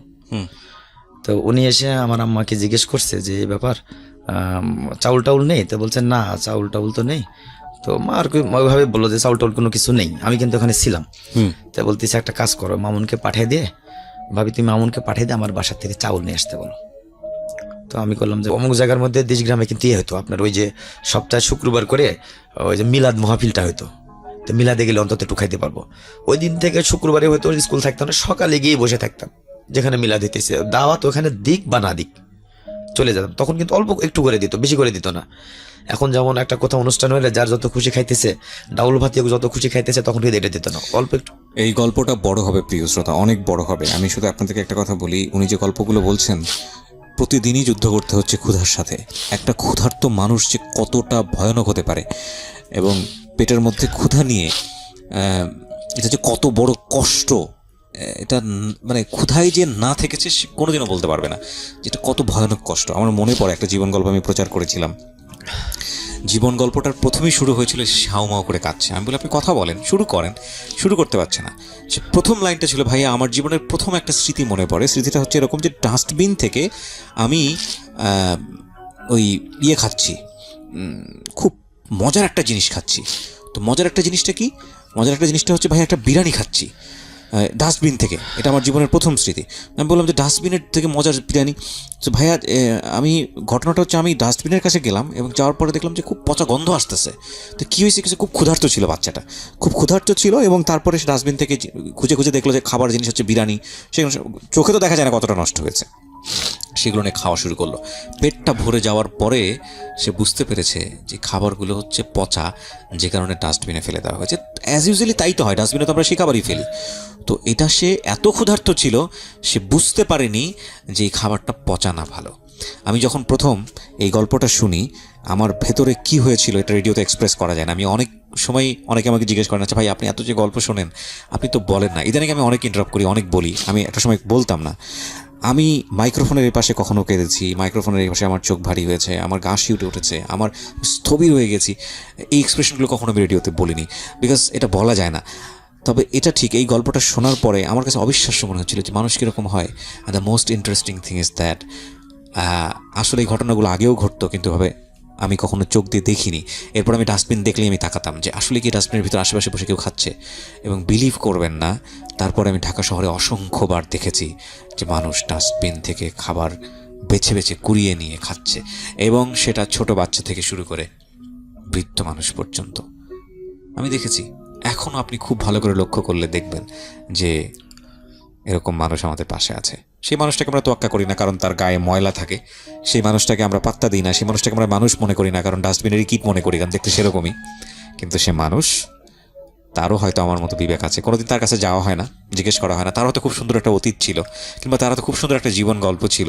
সে হয়তো পরিস্থিতির শিকার, এবং সে ডাস্টবিন থেকে খাবারটা কুড়িয়ে কুড়িয়ে খাচ্ছে। এই চিত্রগুলো আমরা দেখে অভ্যস্ত। আপনি যখন জীবন গল্পটা শুনছেন, আমার এই কথাগুলো শুনে আপনার বুকের মধ্যে খোঁচা লাগছে, কিন্তু কালকে যখন আপনি কর্মব্যস্ত জীবনে বের হবেন রাস্তায়, আপনি দেখবেন এই চিত্রটা আপনার ভেতরে টাচ করবে না। এই ব্যারিয়ারটা ভাঙাটা জরুরি। আপনি জাস্ট একটু ভাঙেন নিজেকে। আপনার ওই যে প্রতিদিন দেখছেন, যাচ্ছেন, কাজ করছেন, স্কুলে যাচ্ছেন, অফিসে যাচ্ছেন, বাসায় ফিরছেন, this are very paternalistic life, random life. এর বাইরে এসে লাজ লজ্জা ভুলে গিয়ে একটু দাঁড়ানোর পাশে, একটু হাতটা ধরেন, একটুকে খাবারটা দেন, একটু ওকে ওর পিছনে একটু সময় ব্যয় করার চেষ্টা করেন। অ্যান্ড বিলিভ মি, এতে ওর উপকার না, আপনার নিজেরই উপকার হবে। Just start from tomorrow. Okay জি, আপনি যেটা বলছিলেন যে পেঁপে বেছে বেছে ফেলে দিতেন, শুধু চালটুকু খেতেন। পেঁপে বেছে বেছে ফেলে দিয়ে শুধু দুই একটা ভাত যেটা থাকতো, আসলে আধা পোয়া চাল, আর মানুষ হলো আমরা মোটামুটি 4 জনই বলা চলে, যেহেতু ছোট বোনটা মানে 3 নম্বর বোন যেটা, সেটা একটু কম খাইতো। তো মানে ওই দুজন মিলে একজনের খাবার খাইতো, আর আমি তো তখন বড়ই ছিলাম। তো যাই হোক ওই দিনকে বাবার কাছে খাবার নিয়ে গেছি। খাবার আর 2 বোন স্কুলে চলে যায়, ওরা 10টায় চলে যায় আর 12টায় চলে আসে, আমি 12টায় যাই আবার 4টায় আসি। তো এবার চলতেছে, চলার মধ্যে আমি 5 পাস করলাম। জি। ক্লাস 6-এ ভর্তি হলাম হাই স্কুলে। আচ্ছা। যখন হাই স্কুলে ভর্তি হলাম তখন ওখানে আসলে টাকার পরিমাণটা বেড়ে গেছে। তো আব্বা এক পর্যায়ে বললো যে তোমার লেখাপড়া করতে হবে না। তা বললাম যে লেখাপড়া করবো না তাহলে কি করব। তো এখানে আবার ওই কিছু লোকজন ছিল যে লেখাপড়া করায় ছেলেকে কি করবা, তুমি দিন মজুরে কাজ করো, এখন একটা কাজ করো, ওই কারো দোকানে রাখো, মুদিখানার দোকানে রাখলে দেখা যাচ্ছে মাসে 100-200 টাকা দিল, এটাতে তোমার হয়তো সংসারের একটু আসবে, কিছুটা হলো সাপোর্ট হবে, কিছুটা সাপোর্ট পাবে। তো হ্যাঁ, এই কথাতে আব্বু একেবারে রাজি, উনি এক পায়ে দাঁড়িয়েছে। এর মধ্যে কিন্তু আমি ক্লাস 6-এ ভর্তি হয়েছি। আচ্ছা। তো আব্বু একদিন কাজের থেকে এসে বললো যে আমার তো চলতে পারি না, তো তোমাকে 200 টাকা মাসে দিতে চাচ্ছে, খানা দানা তারাই দিবে, তুমি ওই ওনার দোকানে চলে যাও। আচ্ছা। হিন্দুর একটা দোকান, আচ্ছা, মুদিখানার অনেক বড় দোকান। তো আমি বললাম যে না আব্বু, আমি যাব না, আমি লেখাপড়া করবই করব। তো বলছে তুমি লেখাপড়া করে কি করবা, আমাদের কি এরকম অর্থ সম্পদ আছে যে তুমি চাকরি বাকরি করবা, এটা তো আদৌ সম্ভব না। তা আমি বললাম কি আছে না আছে সেটা আমার দেখার বিষয় না, আমি লেখাপড়া ছাড়তে রাজি নেই, আমি যেমনি হোক লেখাপড়া করব। তো এর মধ্যে কি করলাম, আমি বুদ্ধি করলাম, আমাদের বাজার থেকে আমাদের বাসা যেখানে 2.5 কিলো রাস্তা, তখন ভ্যান ছিল, আমি একটা ভ্যান কিনলাম 1200 টাকা দিয়ে। ভ্যানটা কিনলাম কেমনে, আমার মায়ের 3টা ছাগল ছিল, 3টা ছাগল বিক্রি করছিল 1250 টাকা। তখন একটা ভ্যান গাড়ি, যে ভ্যান গাড়িগুলো পায়ে চলে গ্রাম দেশে, জি, মেঠো কাঁচা রাস্তা দিয়ে চলে। তো ইতিমধ্যে ওই রাস্তাটা আবার ওই আগে যেমন হ্যারিং ছিল, তখন আবার ওই যে রুলার দিয়ে ডলাই করে একটু সমতল করছে আর কি, মোটামুটি চলা যায় আর কি, এরকম করে দিছে। তখন আমি কি করি, সকালবেলা উঠে আর ওই দোকান থেকে অলরেডি ওই হিন্দু মানুষটা আমাকে নেওয়ার জন্য চলেও আসছে। আচ্ছা। যে আমার দোকানেও থাকবে, মাসে 200 টাকা করে দিব, আর সকালে বাসার থেকে যে আমার ওখানে নাস্তা করবে, দুপুরে খাবার খেয়ে রাত্রে খেয়ে তারপরে বাসায় আসবে, যদি মনে করে সে আসবে, না হলে আসবে না। আচ্ছা। তো আমি বললাম যে না, আমি যাব না, আমি ওইখানে যাব না, আমি ভ্যান কিনবো। তো মাকে বললাম যে মা, আমার খুব লেখাপড়া করতে ইচ্ছে করতেছে, লেখাপড়া আমাকে করতেই হবে। তো আমি একটা ভ্যান কিনলাম, ভ্যান কিনে সকালবেলা ফজরের পরে উঠে একটু হাত মুখ ধুলাই করে পড়াশোনা করে তারপরে ভ্যানটা নিয়ে বের হই। ঠিক 8টায় বের হই, 9:30-9:30টার মধ্যে বাসায় চলে আসে। আবার 10টায় স্কুলে যেতে হবে, বাড়ির পাশে স্কুল। তো এসে তখন আবার গোসল টোসল করে, তখন আমি ক্লাস 6-এ উঠছি, তখনও কিন্তু আমার মানে ফুল প্যান্ট ছিল না, বাড়িতে আমার ফুল প্যান্ট ছিল না। একজনের প্যান্ট সে নিয়ে গিয়ে আমি ভর্তি হয়ে আসছি। এরপরে 2 দিন আমি ওই হাফ প্যান্ট পরে স্কুলে গেছি, তখন বলতে বাবা হাফ প্যান্ট পরে তো আসা যাবে না, প্যান্ট স্কুল ড্রেস বানাইতে হবে। তা বললাম স্কুল ড্রেস বানাতে এখন এই স্কুল ড্রেস সহ 125 টাকা লাগবে, এত টাকা তো এখন স্যার আমার আদৌ সম্ভব না, তো আমাকে কয়টা দিন সময় দিতে হবে। তো হেডমাস্টার যিনি ছিল উনি আমাকে ডেকে বললো, আচ্ছা ঠিক আছে, তুমি আসলে তো অনেক কষ্ট করতেছো দেখতেছি, তো তুমি কয়দিন পরেই বানাও, তুমি এভাবে স্কুলে এসো। ওকে। আমি যথারীতি ক্লাস শুরু করলাম। আর ওই যে সকালে ভ্যান গাড়িটা নিবে 1200 টাকা দিয়ে ভ্যান গাড়ি কিনছি, একটা পুরান রিকন্ডিশন একটা ভ্যান, দেশগ্রাম থেকে 1200 টাকা দিয়ে কিনছিলাম তখন। আচ্ছা। তো ওই দেখা যাচ্ছে 10 টাকা 12 টাকা 15 টাকা, কোনোদিন 20 টাকাও হয়, 1.5-2 ঘন্টা চালাইলে 20 টাকাও হয়। তো ওইটা নিয়ে এসে মায়ের হাতে দিতাম। আর আমি আব্বাকে বলতাম যে এই যে আমাকে 200 টাকা মাসে কাজে রাখছিলা, আমি কিন্তু ওই টাকা দিতেছি এখন, আর আমি কিন্তু ওই লেখাপড়াও করতেছি, আমাকে কিন্তু আর মানুষের ওই দোকানে কাজে থোবা এটা কিন্তু হবে না। তো সবাই দেখতেছি আমি লেখাপড়া করতেছি, মানে বাবাকে যতটুকু পারতেছি হেল্প করতেছি। আবার বিকেলে 4টায় আসি, তখন কিন্তু আমার ফ্যামিলিটা একটু সচ্ছল। আচ্ছা। যেহেতু ওই যে ভ্যান গাড়িটা চালাইতেছি, তো বিকেলে এসে দেখা যায় সন্ধ্যা এখন 4টার সময় আসি, আসার পরে 2 ঘন্টা 6টা পর্যন্ত, 6:30, 7টা পর্যন্ত ভ্যান গাড়ি চালাই, চালানোর পরে চলে আসি। তখন বিকেলে এসে 10, 15, 20 টাকা বা 30 টাকা কোনো দিন হয়, ওটা নিয়ে এসে পুরোটাই মায়ের হাতে দিই। তো এরকম করতে করতে এক পর্যায়ে আমার আব্বুর প্যারালাইসিস হলো। আচ্ছা। তো তখন বাবার কোনো কিছু করতে পারে না, তখন আমি ক্লাস 7-এ পড়ি, তো কিছু করতে পারে না, 6-7 মাস পড়ে থাকলো, মাথার উপরে 3টা বোন। তো বড় বোনটা মোটামুটি আমার সমানে, আমরা 1 বছরের সিনিয়র জুনিয়র, পাশাপাশি গ্রামের এলাকা তো যেমন হয় আর কি। তো আমি তখন ক্লাস 7-এ লেখাপড়া করি। তো লেখাপড়া করি আর ওই ভ্যান চালাই, আব্বা পড়ে থাকলো একেবারে পুরা 3 মাস, উনি কোনো কিছু করতে পারে না, মানে পুরো ফ্যামিলিটা আমার পুরো ডিপেন্ডেন্ট করে উইথ আমাকে লেখাপড়া করতে হয়। বোনগুলো কিন্তু লেখাপড়া করতেছে পাশাপাশি। আমি এর মধ্যে কি হলো, আমার ওই ভ্যান গাড়িটা আমার যে বাজারটা, ওই বাজারের সামনেতে, আব্বু এর মধ্যে আবার একটু সুস্থ হলো, একটা কবিরাজার কাছে গিয়ে উনি একটু হালকা সুস্থ হলো। আচ্ছা, সুস্থ হওয়ার পরে তখন চলাফেরা করতে পারে মোটামুটি আর কি, চলতে পারে। তো ভ্যান গাড়িটা আমি বাজারে নিয়ে রাখছি সন্ধ্যার দিকে, নিয়ে এক দোকানে আমি পানি খেতে গেছি যে একটা সিঙ্গাড়া খাবো, তখন একটা সিঙ্গাড়া ছিল 1 টাকা করে দাম। আচ্ছা, আমি একটা সিঙ্গাড়া খেতে ঢুকছি, এসে দেখি আমার ভ্যানটা নেই। ওহো, দেখেন চিন্তা করেন কি একটা অবস্থা। মানে আমার ফ্যামিলিতে যেটার প্রধান ইনকামের উৎসাহ ছিল একটা ভ্যান গাড়ি। আমি কিন্তু স্টুডেন্ট তখন ক্লাস 7-এর। আমি বাইরে তখন প্যারালাইজড, বাবা তখন স্টিল নাও প্যারালাইসিস, পুরো 5টা মুখ আমার ফুড ডিপেন্ডেন্ট করে। তখন আমি বাইরে যখন দেখছি যে আমার ভ্যান গাড়িটা নেই, তখন আমার মনে হচ্ছিল যে আল্লাহ আসমানটা আমার মাথার উপরে পড়ে গেছে। মানে আমার কি করবো, আমি হুঁশ পাচ্ছি না, কোন দিকে দৌড় দিব না কিছু বলবো, কাউকে কিছু বলবো। আমি হোদাই একদিকে দৌড় দিতেছি, বলছে আমি চিল্লাইতেছি যে আমার গাড়িটা নেই, খালি বলতেছি গাড়িটা নেই। সবাই বলছে এরকম করতেছে কেন? তখন বলছে ছেলেটা তো ভ্যান চালায়, মাঝে মাঝে দেখি গাড়ি চালায়। ওই তো আমি কিন্তু লেখাপড়া করি। পরে অনেক খোঁজাখুঁজির পরে গাড়িটা যখন পাইলাম না, তো আমি বাসায় আসতে পারতেছি না যে কেমনে আমি বাসায় এসে, আর বাসায় এসে কেমনে বলি। এক পর্যায়ে আমি ওইখানে মানে সেন্সলেসের মতো হয়ে গেছি। তখন অনেক রাত্রি হয়ে গেছে, আমাকে সবাই বোঝাই টোঝায় বললো যে তুমি একটা কাজ করো, বাসায় চলে যাও। আর প্রত্যেকটা দোকান থেকে তুলে আমাকে 700 টাকা দিল। আমার ওই কাহিনী দেখে বলতে, না সেটা অনেক ভালো, সে লেখাপড়া করে এবং সে প্লাস গাড়ি চালায়। তো আমাদের এলাকাটা আবার আর্মি এলাকা ছিল, পাশাপাশি আমার ক্যান্টনমেন্ট, তো 3 কিলো দূরে। তো অনেকে আমাকে হেল্প করছে, 800 টাকার মতো আমাকে দিল। দেওয়ার পর আমি ওইটা নিয়ে বাসায় গেছি। আসলে আমার গাড়ির দাম তো 800 টাকা দিয়ে তখন তো আর ভ্যান গাড়ি হবে না। তো আমি ভ্যানটা অনেক যত্ন করি, আমার শরীরের চেয়ে আমার ভ্যান গাড়িকে আমি বেশি যত্ন করি। সকালে যখন বের হই তখন ওইটা মুছে নিয়ে বের হই, আবার যখন এসে ওটা ঢুকাইতে তারপর আমি গোসল করে স্কুলে যাই।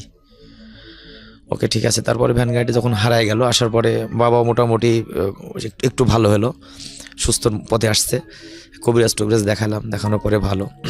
এর মধ্যে আমার ছোট যে বোনটা, ওটা আর একটা বিয়ের সম্বন্ধ আসলো, ভালো একটা মোটামুটি ভালো আর কি। তো আমরা বললাম যে বাবা আমরা তো এসছে বড় জায়গায়, কোথাও বিয়ে দিতে পারবো না, তো বিয়ে দিয়ে দেওয়া হোক। তখন তারা কোনো কিছু নেবে না, তাহলে বিয়ের জন্য বন্দোবস্ত করে ফেলো। তো বড় বোনটা আমরা বিয়ে দিয়ে দিলাম। বড় বোনটা আমার রিসেন্ট ছোট যেটা আর কি, আমি তো বড়। বোনটা আমরা বিয়ে দিয়ে দিলাম। বিয়ে দেওয়ার পরে মোটামুটি বাবা সুস্থ হয়ে গেল। তখন আমি আর কিছু করতেছি না, ওই যে 800 টাকা দিছিল, ওই 800 টাকা দিয়ে আমি বললাম যে একটা কাজ করি। তখন আমাদের ওইখানে কিন্তু নাটোরের বাড়ি, তো আমি ইন্ডিয়ান ব্যবসা শুরু করলাম। ওকে, আমি বৃহস্পতিবারে বিকেলে চলে আসি, তো দুপুরে স্কুল থেকে, হাফ স্কুল থাকে তখন, 2টার পরে ছুটি হয়ে যায়। ওই টাকাটা নিয়ে তখন আমি হিলিতে চলে যাই, ওই 800 টাকা। ওখান থেকে জিরি কিনতাম হলো তখন 55 টাকা কেজি। 55 টাকা জিরি কিনে নিয়ে নাটোর এসে বিক্রি করতাম। জিরা আর কি, ইন্ডিয়ান যে জিরাগুলো এক্সপোর্ট ইনপুট ছাড়া ওইবার থেকে নিয়ে আসতে হয়, ওইগুলো কিনতাম আমি। মোটামুটি 800 টাকায় তাহলে আমার 16 কেজি জিরা হবে। তো আমি ওখানে গিয়ে 15 কেজি করে জিরা কিনতাম। আর নাটোরে নিয়ে এসে জিরাগুলো বিক্রি করতাম আমি 70-75, কোনোদিন 80ও বিক্রি করতাম। আচ্ছা। তো এর মধ্যে বিডিআর আছে গাড়ির মধ্যে, সঙ্গে সঙ্গে আপনি আপনার সেলফোনে সেটা জানতে পারবেন। হ্যাঁ, মামুন সাহেব আমরা যেখানে ছিলাম, বলুন তারপর। তখন আমি মাত্র 8 মনে উঠছি, হ্যাঁ 8 উঠছি। তো বিডিআরে তখন গাড়ি জিরা ধরতো। আমি বলতাম স্যার দেখেন আমি একেবারে গরিব মানুষ, আমি লেখাপড়া করি, আমি ক্লাস 8-এ পড়ি, এগুলো যদি নিয়ে যান তাহলে আমার না খেয়ে মরতে হবে, আমার বাবা অসুস্থ মানুষ। তো এর মধ্যে বাবা যখন একটু ভালো হলো, তখন দেশ গ্রামে আমাদের বাড়ির আঙ্গিনায় 10টা খেজুর গাছ ছিল। আচ্ছা। তো খেজুরের রস কাটতো, ওই রস দিয়ে গুড় বানাতো। তো ওই গুড় এর মধ্যে আমি ওই জিরার ব্যবসা করি। জিরার ব্যবসা করতে করতে তো বৃহস্পতিবারে যাই, শুক্রবারে সকালে আবার চলে আসি নাটোরে, রাত্রে ওখানে হোল করতে হয়। আচ্ছা। আমি শুক্রবার হিলি থেকে জিরি নিয়ে সকালে যখন উত্তরা নামের একটা ট্রেন আছে, নাটোরে এসে নামতাম, তখন 11টা 10:30 ব্যস্ত। ওখানে দিয়ে মোটামুটি 100-150 টাকা যা হয়তো ওইটা নিয়ে বাসায় আসতাম। এরকম করতে করতে একজনের সঙ্গে পরিচয় হলো। তখন আমার মানে বাসায় খানা খেয়ে, সপ্তাহে একদিন যাই, খানা দানা খেয়ে মোটামুটি আমার 1000-2 টাকা আমার মূলধন হলো আর কি। আচ্ছা। একজনের সঙ্গে দিনাজপুরে পরিচয় হওয়ার পর উনি বললো যে ব্যাপার, তুমি তো আসলে অনেক কষ্ট করো, আমি তোমাকে হেল্প করবো। আচ্ছা ঠিক আছে নেন। প্রথম দিন উনি আমার সাথে ভালো আচরণ করে আমাকে জিরা নিয়ে এসে 1 সপ্তাহে উনি নাটোরে দিল। দেওয়ার পরে পরের সপ্তাহে আমি গেলাম আবার, আমি বললাম আমি তো লেখাপড়া করি, তখন তো মোবাইল ছিল না, আমি লেখাপড়া করি, তো আমি বৃহস্পতিবার করি আপনার এখানে আসবো। হ্যাঁ, দেখি যথারীতি ওই টাইমে উনি বৃহস্পতিবারে যখন 9:30টার সময় আমি হিলিতে যা নামছি, উনি দেখতেছি যে ওখানে বসে আছে ঠিক আগের জায়গাতে। আচ্ছা, তো আমি ওনাকে টাকাগুলো দিলাম যে ঠিক আছে আবার জিরা নিয়ে আসেন। উনি যে ওই যে আমি ওখানে বসে আছি, উনি আর আসার কোনো কায়দা নেই, ওহো, আর আসেই নেই উনি। আমি বসে থেকে মানে পুরো রাত্রি ওখানে শেষ হয়ে গেছে, উনি আর জিরা নিয়ে আসে না। তো আমি একজনকে বললাম আমি তো এরকম একজনের সাথে ব্যবসা করতাম, তো তুমি ছোট মানুষ কি ব্যবসা করো? বললাম এই ঘটনা, আমি তো আসলে লেখাপড়া করি, পাশাপাশি এটাও করি, আমি বৃহস্পতিবারে আসে শুক্রবারে নিয়ে যাই। তো অনেক মোটামুটি মাস 27 টাকা আমি এটা ব্যবসা করছিলাম 8 মাসের মতো। কিছু ভিডিওরাও আমাকে চিনে যে আসলে ছেলেটা অনেক ভালো, গরিবের ছেলে, লেখাপড়া করছে আর এগুলো করে, আমার কাছে টাকা পয়সা নিত না তারা। তো আমি বসে থেকে সকাল হয়ে গেছে, গাড়ি তখন আজানের সময় ট্রেনটা আসে, উত্তরা ট্রেন, যথারীতি ট্রেন চলে আসছে, উনি আর আসে না। আমি গাড়িতে একজন বলছে এই তোমার টাকা কি আর নিয়ে আসবে, তুমি চলে যাও। অনেক কান্নাকাটি করে ওই গাড়িতে উঠে বিডিআর ওনারা ছিল, বলছে কি ব্যাপার মামুন, তুমি আজকে জিরা নেওনি? তা আমি বললাম স্যার আমার এই ঘটনা ঘটে গেছে। আরে এটা কোনো কথা, তুমি তোমার টাকা মানুষকে কেন দিলা? আমি বললাম যে আসলে আমি তো বিষয়টা বুঝতে পারিনি, আমি যে ওনাকে কেন দিলাম, উনি আমার সঙ্গে একবার নাটোরে গেল, যাওয়ার পরে আমাকে ওইগুলো দিয়ে আসলো, এজন্য তো আমি ওনাকে দিলাম। তো বলছে তুমি তো না বোঝার কারণে কাজটা হয়ে গেছে, উনি তো আর আসবে না, আমাকে টাকাও দিবে না, ওকে আর পাবাও না কখনো। যাও কান্নাকাটি করে পরের দিন নাটোরে সকালে চলে আসলাম শুক্রবারে। আসার পরে এখন আর কোনো টাকা পয়সা নেই। আব্বা তখন মোটামুটি ওই খেজুরের রস লাগায়, তো খেজুরের রস লাগানোর পরে আমি হচ্ছে খেজুর গাছে হাঁড়ি পাতে যেগুলো, ওই নিজেরও 10 টাকা খেজুরের গাছ আছে, মানুষের কাছ থেকে 30টার মতো নিল, ওইটা নিয়ে আব্বা রস লাগায়। আর আমি সকালবেলা উঠে আব্বাও রস নামায়, আমিও রস নামাই, ওটা নিয়ে এসে জাল করে গুড় তৈরি করে আমাদের পাশে কিন্তু আবার একটা হাট ছিল, যে হাটে গিয়ে আমরা চাউল কিনতাম ছোটবেলায়, যখন আমি ক্লাস 4-এ পড়তাম, তখন ওই হাটে গুড় নিয়ে যেতাম। আচ্ছা, তো আমি স্কুল থেকে আসছি, তখন আমি 8-এই পড়ি, স্কুল থেকে আসছি, আসার পরে হচ্ছে মা বলতেছে যে 10 কেজি গুড় আছে, তুমি নিয়ে হাটে যাও। তখন গুড় ছিল 7 টাকা 8 টাকা কেজি, এটা 95 সালের কথা বলতেছি। তো 8 টাকা কেজি গুড় ছিল, সর্বোচ্চ 8 টাকা, মানে যেটা একটু ভালো কালারটার ভালো, ওটা 8 টাকা কেজি পাওয়া যেত। তো আমাকে 10 কেজি গুড় নিয়ে আমি মাথায় করে হাটে চলে গেছি। যাওয়ার পরে স্কুল থেকে এসে সন্ধ্যার একটু আগ দিয়ে গেছি, তো একজন বলতেছে, খাটো একটা ম্যান, চেহারা অনেক সুন্দর, তো আমাকে বলতেছে তোমার এখানে গুড় কতটুকু আছে? তা আমি বললাম যে ভাই এখানে গুড় আছে হলো 10 কেজি। কয় টাকা নিবা? তা বললাম, আমি আর হাসতে হাসতে বললাম যে আপনি 80 টাকা দিন। 10 কেজি গুড় 80 টাকা, মানে 8 টাকা কেজি, তখন তো কেজি না, শেরের হিসাব। তো বলছে ঠিক আছে তোমাকে 80 টাকাই দেবো, একটু কাজ করতে হবে। আমি যে কি বলেন? তো বলতেছে মানে এক টাইমে আমি এমন ছিলাম যে টাকার জন্য শুধু মানে খারাপ কাজ বাদ দিয়ে যেটা করতে আমি সেটা করবো, সমস্যা নেই, আমি কোনো কাজকে দ্বিধাবোধ করি না। তো আমি বললাম যে হ্যাঁ আপনি কী করবো? বলছে এটা মাথায় করে নিয়ে এসে আমাকে ক্যান্টনমেন্টের ভিতরে দিতে হবে। আচ্ছা, তো আমি বললাম যে ওকে, এটা তো আমার জন্য একটা গুডউইল, কারণ আমি কখনো ক্যান্টনমেন্টের ভিতরে যাইনি, এটা যাইতে পারতেছি। তো উনি যখন সামনে সামনে যাচ্ছে বাজারের ভিতর থেকে, আমি পিছনে পিছনে যাচ্ছি। যখন এমপি গেটে প্রথম ঢুকলো মিলিটারি পুলিশ, হ্যাঁ মিলিটারি পুলিশ, এমপি গেটে যখন প্রথমে ঢুকলো, ওনাকে দেখে 3 জন এমপি ছিল, স্যালুট করলো। তখন আমার মাথার মধ্যে একটা কাজ করলো যে নিয়ে অবশ্যই একজন মানে বড় কি হবে, অফিসার হবে, এরকম কোনো কিছু নেই। যে গ্রামে বাস করে যদি এইটা পড়ি, ওরকম মানে আউট নলেজটা নেই, নন কমিশনার কমিশন যে কিছু আছে এটা বুঝি না। যাই হোক, এরপরে আমি ভিতরে ঢুকলাম, ঢোকার পরে দেখলাম যে ওখানে লেখা স্টেশন অফিসার মেস বি, আচ্ছা, ফ্যামিলি কোয়ার্টার। উনি আমাকে বাসার মধ্যে নিয়ে যাচ্ছে। আর এই যে ক্লাস 8-এ পড়ি, একটু পিছনে গেলাম, আমি ক্লাস 8-এ পড়ি, আমার লাইফে কিন্তু 8-এ পড়া অবস্থায় একদিন আমি আপেল খেয়েছি। আমি কখনো আপেল খাইনি, মানে এর আগে আমি জীবনে দেখিনি। একদিন মাত্র কোথায় যেন স্কুলে কিনা একটা অনুষ্ঠানের জন্য আসছিল, টিও নাকি আসছিল, ওই দিনকে স্কুলে একটু আপেল খাইছিলাম, আগে কখনো আপেল খাইনি। আচ্ছা, তো উনি বাসার মধ্যে নিয়ে আমাকে জিজ্ঞেস করতেছে যে তোমরা কয় ভাই কয় বোন? তা আমি বললাম যে তখনও কিন্তু আমি ভাই বলতেছি, আমরা 3 বোন, আমার ছোট সবাই, আর একটা বিয়ে হয়েছে আর আমি বড়। তো বলছে বিয়ে হয়েছে, ওটা কি করে? তা বললাম যে এই সংসারে কৃষিকাজ যখন যেটা পায় সেটা করে। তো বলছে ওকে ঠিক আছে। তো বলছে তো যাই হোক তুমি লেখাপড়া করো, আমি এখানে থাকবো। এর মধ্যে উনি আমাকে ওই ওনার বিয়ার বসে ড্রয়িং রুমে বসানোর পরে বলছে একটা কাজ করো, গুড় তো আমি কুমিল্লাতে পাঠাবো, তো গুড়টা তুমি একটু প্যাকেট করতে পারবে না? আমি হ্যাঁ পারবো। তো বলছে না, আমি যখন প্যাকেট করতে গেছি তখন উনি বলছে না তোমার আর সেটা করতে হবে না, তুমি বসো সোফার উপরে বসো। তো সোফার উপরে বসছি, টি টেবিলে উনি একটা কাজের মেয়ে ছিল, উনি এসে বলছে এই আঙ্গুর, আপেল, কমলা, এরপরে আপনার হচ্ছে ওই বেদেনা, এগুলো সব আপেল কেটে দিছে, আর একটা আপেল দিছে আস্তা। ওই আপেলটা আমি মনে করতেছি কি যদি পকেটে নিয়ে যেতে পারতাম, আমি অলরেডি পকেটে নিয়ে ফেলছি, ওকে স্টিল আমি আপেল পকেটে নিয়েছি। আমার ওই মানে ছোটো বোনটার কথা চিন্তা হচ্ছে, বোনটাকে আমি আজকে আপেল খাওয়াবো। তো ওই স্যার আবার ওখান থেকে ফলো করছে, তো বলছে তোমার নাম মামুন না? হ্যাঁ স্যার। আমি তো বললাম তখন আমি স্যার বলছি যে হ্যাঁ স্যার আমার নাম মামুন। তো বলছে তুমি আপেল নিয়ে যাবা? তা বললাম আমি একটা আপেল নিয়েই ফেলছি পকেটে। বলছে আমি দেখছি ওটা, হেসে দিয়ে বললো যে আমি দেখছি ওটা, তো তুমি যতটুকু পারো খাও, তোমার বাসার জন্য দিব আমি, সমস্যা নেই, তুমি খাও। ও বুঝতে পারছে আপনার অবস্থাটা। জি। তো উনি আমাকে মানে আমি এমনভাবে খাইতেছি ওই টাইমে, আসলে লজ্জাও পাইতেছি, খাইতেওছি, বলতে পারতেছি না যে আমি আগে মাত্র একদিন আপেল খেয়েছি আমার লাইফে, এ 13-14 বছর বয়সে। তো উনি তখন বললো যে তোমাকে আমি যাওয়ার সময় আপেল দিয়ে দিব, তুমি খাও। তো আমি আপেল খেলাম, খাওয়ার পরে উনি মেয়েটা পানি নিয়ে এসে দিল, খেলাম। ওই আপেলটা পকেট থেকে আর বের করিনি, যদি না দেয়, উনি হচ্ছে যদি আবার না দেয়। যাই হোক উনি বসায় রেখে 4টা আপেল, তারপরে হলো 2টা কমলা, কিছু আঙ্গুর, তারপরে 2টা হলো বেদেনা, এটা ওটা দিয়ে আমাকে প্যাকেট করে একটা ওই যে আগে কিন্তু পলিথিনের ব্যাগ ছিল আপনার, ওই যে কালো ব্যাগগুলো শপিং ব্যাগের মধ্যে ধরা যেত, কিন্তু এই ব্যাগগুলো এখন ব্র্যান্ড করে দিয়েছে মনে হয়, ওই ব্যাগের মধ্যে করে আমাকে দিয়ে দিল। আর ওনার অ্যাড্রেস আমাকে লিখে দিল, বলছে মামুন তুমি যদি কখনো কোনো সমস্যায় পড়ো আসো, সমস্যা নেই। সামহাউ উনি আপনাকে রিড করতে পারছেন। হ্যাঁ। ওকে।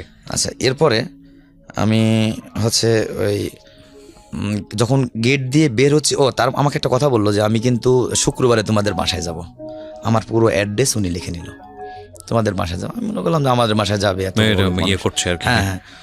যাই হোক যখন আমি গেটে চলে আসছি, ভয় লাগতেছে আমার, যখন এমপি আবার কিছু জিজ্ঞেস করে নাকি, তো লেখা দেখে এখানে শুধু লেখা আছে বিল্লু, লাল বিল্লুটা লাগানো আছে, এমপি লেখা আছে। আসার পরে বলছে এদিকে আসো, গেলাম, মাথায় কিন্তু আমার ওই যে ভান্ডিয়াটা, ঝুড়িটা, ঝুড়ির মধ্যে আমার আপেলটা রাখা। জি। বলছে এটার মধ্যে কি, কোথায় গেছিল? তখন আমি কার্ডটা বের করে দিছি, বলছে দেখতে হবে না। বলছে স্যারের বাসায় গেছিল, উনি হলো সেন্টার কমান্ডার, ব্রিগেডিয়ার জেনারেল, একটা ভেরি হাই পোস্ট। আমি বুঝতে পারছি, মানে ওখানে একটা ইঞ্জিনিয়ার সেন্টারে একজন থাকে কর্মকর্তা, সে হলো উনি। পরে আমি চলে আসলাম, এভাবে আমি আবার হচ্ছে ইয়াতে গেলাম, স্কুলে যাই, আসতেছি শুক্রবারে, সত্যি দেখি যে উনি গাড়ি নিয়ে চলে গেছে। যে আমাদের বোটের একটা বড় গাছ আছে, গাছের নিচে ওটা ওই হেরিং রাস্তাটা কার্পেটিং করছে কিছু জায়গাটা আর কি। তো উনি একজনকে জিজ্ঞেস করছে যে আমার কথা বলছে, মামুনের বাসা কথার বাবার নেবে, তখন রাস্তা থেকে মোটামুটি 2 থেকে 3 মিনিট লাগে। উনি গাড়ি নিয়ে, হ্যাঁ কাঁচা রাস্তা আর কি, একের পুরো গ্রামের যে রাস্তাটা হয় ওই রাস্তাটা, উনি গাড়ি নিয়ে আসতেছে। আমিও তখন 10:30 পৌনে 11টা বাজে, তা মনে করছি কিরে এদিকে আবার গাড়ি নিয়ে কোথা থেকে লোক আসে। আর ওই গাড়ি নিয়ে যে উনি আমাদের ওই দিক দিয়ে ঢুকতেছে, আর পিছন দিয়ে পোলাপান অন্তত 20-25 জন পোলাপান পিছনে দৌড়াইতেছে। গ্রাম দেশে আগে একটা মোটর সাইকেল দেখলে যেমন করতো, জি ঠিক তদ্রুপ ওই গাড়িটা দেখে পোলাপানে দৌড়াইতেছে, পিছনে আসতেছে। তো আমার বাড়ির ওইখানে এসে যখন থামলো, তো আমার পরে সবাই, আমরা তো গরিব মানুষ, আসলে কোনো কিছু নেই, হ্যান্ড টু মাউথ। এখন আপনি তার আগে তো বোধহয় বলেছেন যে বাড়িতে গিয়ে যে যেগুলো আপনি নিয়ে এসেছেন ভাই বোনদের জন্য, ওনার গল্পটা তো নিশ্চয়ই বলেছেন। জি। আচ্ছা, তো উনি যে বাড়িতে আসার কথা বলেছেন, আসবে এরকম কিছু বলেছিলেন আগে থেকে? না কিছু বলেন না, আগে কিছুই বলিনি। হ্যাঁ। তো হ্যাঁ, মানে উনি যে আসবে কথা আমার আম্মাকে বলছি। আচ্ছা, আমার আম্মাকে বলছি, আম্মাকে বলার পর আম্মা এখন বলতেছে আমরা গরিব মানুষ, আমাদের বাসায় উনি আসবে, আমাদের সনের ঘর এটা, কি উনি আসে, আমাদের দেখা যাক কি হয়। তো উনি শুক্রবারে সত্যি আসছে। আমাদের মুরগি ছিল, একটা মুরগি, যতটুকু যেভাবে গ্রামের হয় আর কি, মধ্যবিত্ত মানে নিম্ন ফ্যামিলির, আমাদের কোনো কিছুই নেই, তো যেভাবে রান্না করে ওই সাদা একটু ভাত আর ওই মুরগির মাংস রান্না করছে। তো উনি এসে আমার ওই বারান্দার উপরে বসে, ওই যে খেজুর পাতার যে আপনার আছে, ওই যে মাদুরগুলো আছে, ওর উপরে বসে প্রথম বলছিল যে না খাবো না।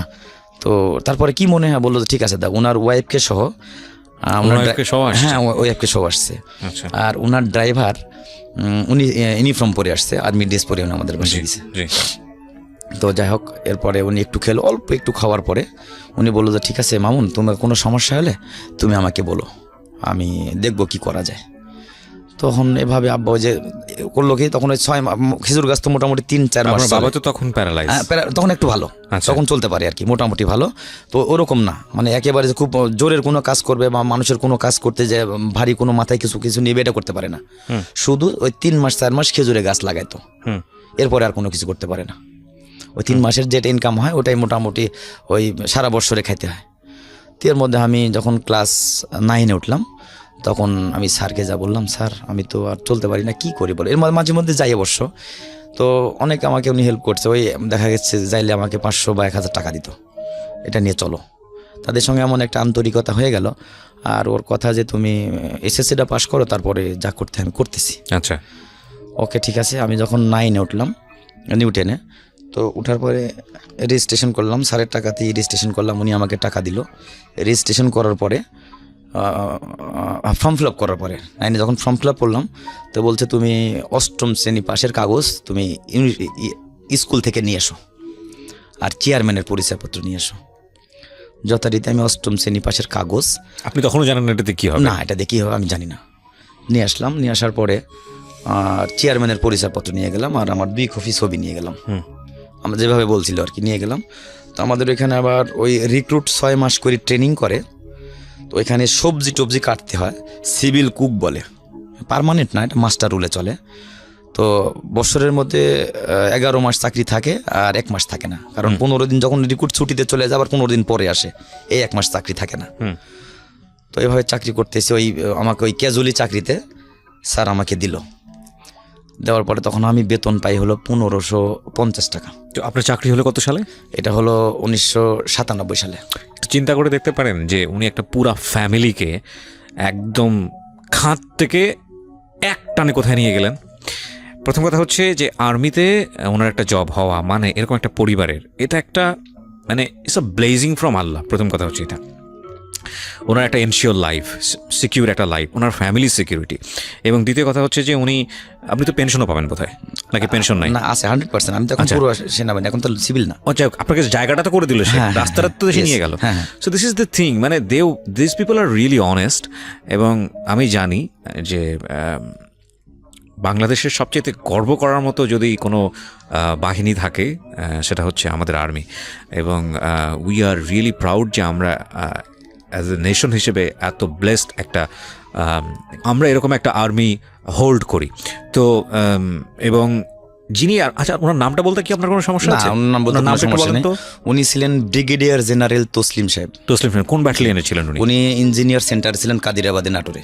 কত সালে এটা? এটা হলো 1995 সালে। আপনার সাথে কি এখন যোগাযোগ আছে ওনার? অবশ্যই যোগাযোগ আছে। স্যার, আমি আপনাকে আমার এই অনুষ্ঠান থেকে স্যালুট জানাই। এবং আপনি তখন জানতেন না, এবং আমি জানি না আপনি ব্যক্তি মানুষ হিসেবে কেমন, but I do respect you. যারা পার্মানেন্ট, আমার তো কনজার ভ্যাকান্সিতে চলে, 6 মাস করে থাকে, আবার 5 মাস করে থাকে, বছরে 11 মাস থাকে, আর বাদ বাকি 1 মাস থাকে না। যাই হোক, তখন তো আমার ওই মানে সরকারি চাকরি হবে ওরকম ইয়াও নেই, যোগ্যতাও নেই, মাত্র আমি ক্লাস 9-এ পড়ি তখন। ওকে ঠিক আছে, আমি চাকরি করতেছি, চাকরি করতে করতে 1550 টাকা তখন আমি ওখানে বেতন পাই। আর এর মধ্যে আব্বা আবার অসুস্থ হয়ে গেল। ওকে, আব্বা অসুস্থ হয়ে গেল, আর আমি রেশন পাইতাম 12 কেজি চাউল, 12 কেজি আটা, 3.5 কেজি সয়াবিনের তেল, 3.5 কেজি হলো মসুরের ডাউল। এটা ওঠাইতে আমার 76 টাকা লাগতো। ওইটা দিয়ে মোটামুটি সংসারটা একটু ভালো চলতো আর কি। তো এর মধ্যে আমি এখন সিভিল ডিউটি করি, আর সিভিলিয়ানদেরকে ভিতরে থাকার অথরিটি নেই। আমি তো যেহেতু সিভিল ড্রেসে ডিউটি করি, ভিতরে থাকার অথরিটি নেই। তো আমি বাড়ি থেকে কী করলাম, আমি তখন একটা 800 টাকা দিয়ে পুরান একটা সাইকেল কিনলাম। রাত 2টার সময় উঠে সকালে 300 রিক্রুটে 600 রুটি বানাইতে হয়। ওকে, ডিউটি হলো 2 জনের। ওকে, তো আমি পার্মানেন্ট না, যেহেতু আর ওরা পার্মানেন্ট, ওরা একটা কথা বললে আমাকে শুনতে হবে, তারা অনেক দিন সিনিয়র। আমি ব্যাগ ট্যাগ নিয়ে চলে যেতাম একবার রাত 2টার সময়। ওইখানে আমি ডিউটি করতাম, 300 রুটি ওনার সঙ্গে বানাইয়া বেলে, তারপরে ভেজে সবজি রান্না করে থুয়ে, ঠিক সকালের নাস্তাটা খাওয়াইয়া ওখানে গোসল টোসল করে আমি আবার ওখানে স্কুল ড্রেসটা পরতাম। স্কুল ড্রেস পরে ব্যাগটা নিয়ে ওই সাইকেলটা স্কুলে চলে যেতাম। খাবার দাবার তো ওখানে খাইতেছি, খাবার তো সমস্যা নেই। ওকে, ওখান থেকে আবার ঠিক ওই 4টার সময় যখন ছুটি হতো তখন এসে ডিউটিটা আবার করতাম। বিকেলে আমার খানা খাওয়াইতে হবে আমাকে, দুপুরে খানা তো এক পার্টি খাওয়াই চলে গেছে, 6 জনের ডিউটি করতাম। তো বিকেলে 2 জনের ডিউটি ছিল, তো উনি আর আমি ডিউটি করতাম, খানা খাওয়ানোর ডিউটি। তো যাওয়ার পরে আমাকে মানে ওই মাংস দিন থাকতো, আমাকে মাংস মারতে দেওয়া হতো। তো 300 রিক্রুট, ওরা আবার তো বুঝেন রিক্রুট তো মানে নবীন সৈনিক যারা, ওরা সবাইকে স্যার বলতো। তো হচ্ছে ওনারা যাই বাটি নিয়ে বাটি বেড়ে বেড়ে দিতাম, আর ওই বাটি নিয়ে ডাইনিং টেবিলে খানা খাইতো। এরকম করতে করতে মোটামুটি আমি সেন্টারে পরিচিত হয়ে গেলাম। তখন চাকরি ওখানে আমার 1.5 বছর হয়ে গেল। জি, 1.5 বছর সিভিল চাকরি করতেছি। যাক, ফ্যামিলিটা মোটামুটি আমার সচ্ছল চলে আর কি। লেখাপড়া কিন্তু আমি কন্টিনিউ করতেছি, বোনদেরকে লেখাপড়া করাইতেছি আমি। তখন আমার বাবা একেবারেই মানে উঠতে পারে না তা না, উঠতে পারে ভালো, কিন্তু কোনো কাজ করতে পারে না, আমি দেখা যাচ্ছে 1500 টাকা বেতন পেলাম, আমার 1000 টাকা খরচ চলে গেল, আর ওই 500 টাকা দিয়ে আমি 2টা করে ছাগল নিয়ে আসতাম, বা হাঁস মুরগিগুলো বাসার মধ্যে মা পুষতো। তো এইভাবে চলতেছে। চলার পরে হচ্ছে আমি বাসা থেকে তখন ওই ডিউটি করি, রাত 2টার সময় বের হই, 2.5 কিলো দূরে কিন্তু আমার বাসা থেকে ক্যান্টনমেন্টটা। জি। তো ডিউটি করি, একদিন রাত্রে আমি এসে ডিউটি করতেছি, মানে ডিউটি শোয়া 2:45টার সময় আসছি। আসার পরে ডিউটি শেষ করে আমি কার্যক্রম যা ছিল ওখানে শেষ করে সকালবেলা গোসল টোসল করে নাস্তা ওদেরকে খাওয়াই, আমি খেয়ে 9:30টার সময় স্কুলে চলে গেছি। স্কুল থেকে এসে তারপর আবার ওখানে ডিউটি করছি, ঠিক আগের মতো করতেছি। এর মধ্যে শুনলাম যে স্যারের পাশে মাঝে মধ্যে আমি আবার যাইতাম, শুনলাম স্যারের নাকি পোস্টিং হয়ে গেছে। ওকে। সেটা হলো আমি তখন 1999 সালের কথা বলতেছি। স্যারের পোস্টিং অলরেডি হয়ে গেছে। আর স্যার আমাকে একটা কথা বলছিল যে তোমার যখন রেজিস্ট্রেশন কার্ড, তখন কিন্তু আপনার এই যে ছিল না, জন্ম নিবন্ধনটা ছিল না। তো তখন তোমার রেজিস্ট্রেশন করবে তখন তোমাকে বলবা যে আমার বয়সটা যেন 17 থেকে 19-এর মধ্যে থাকে।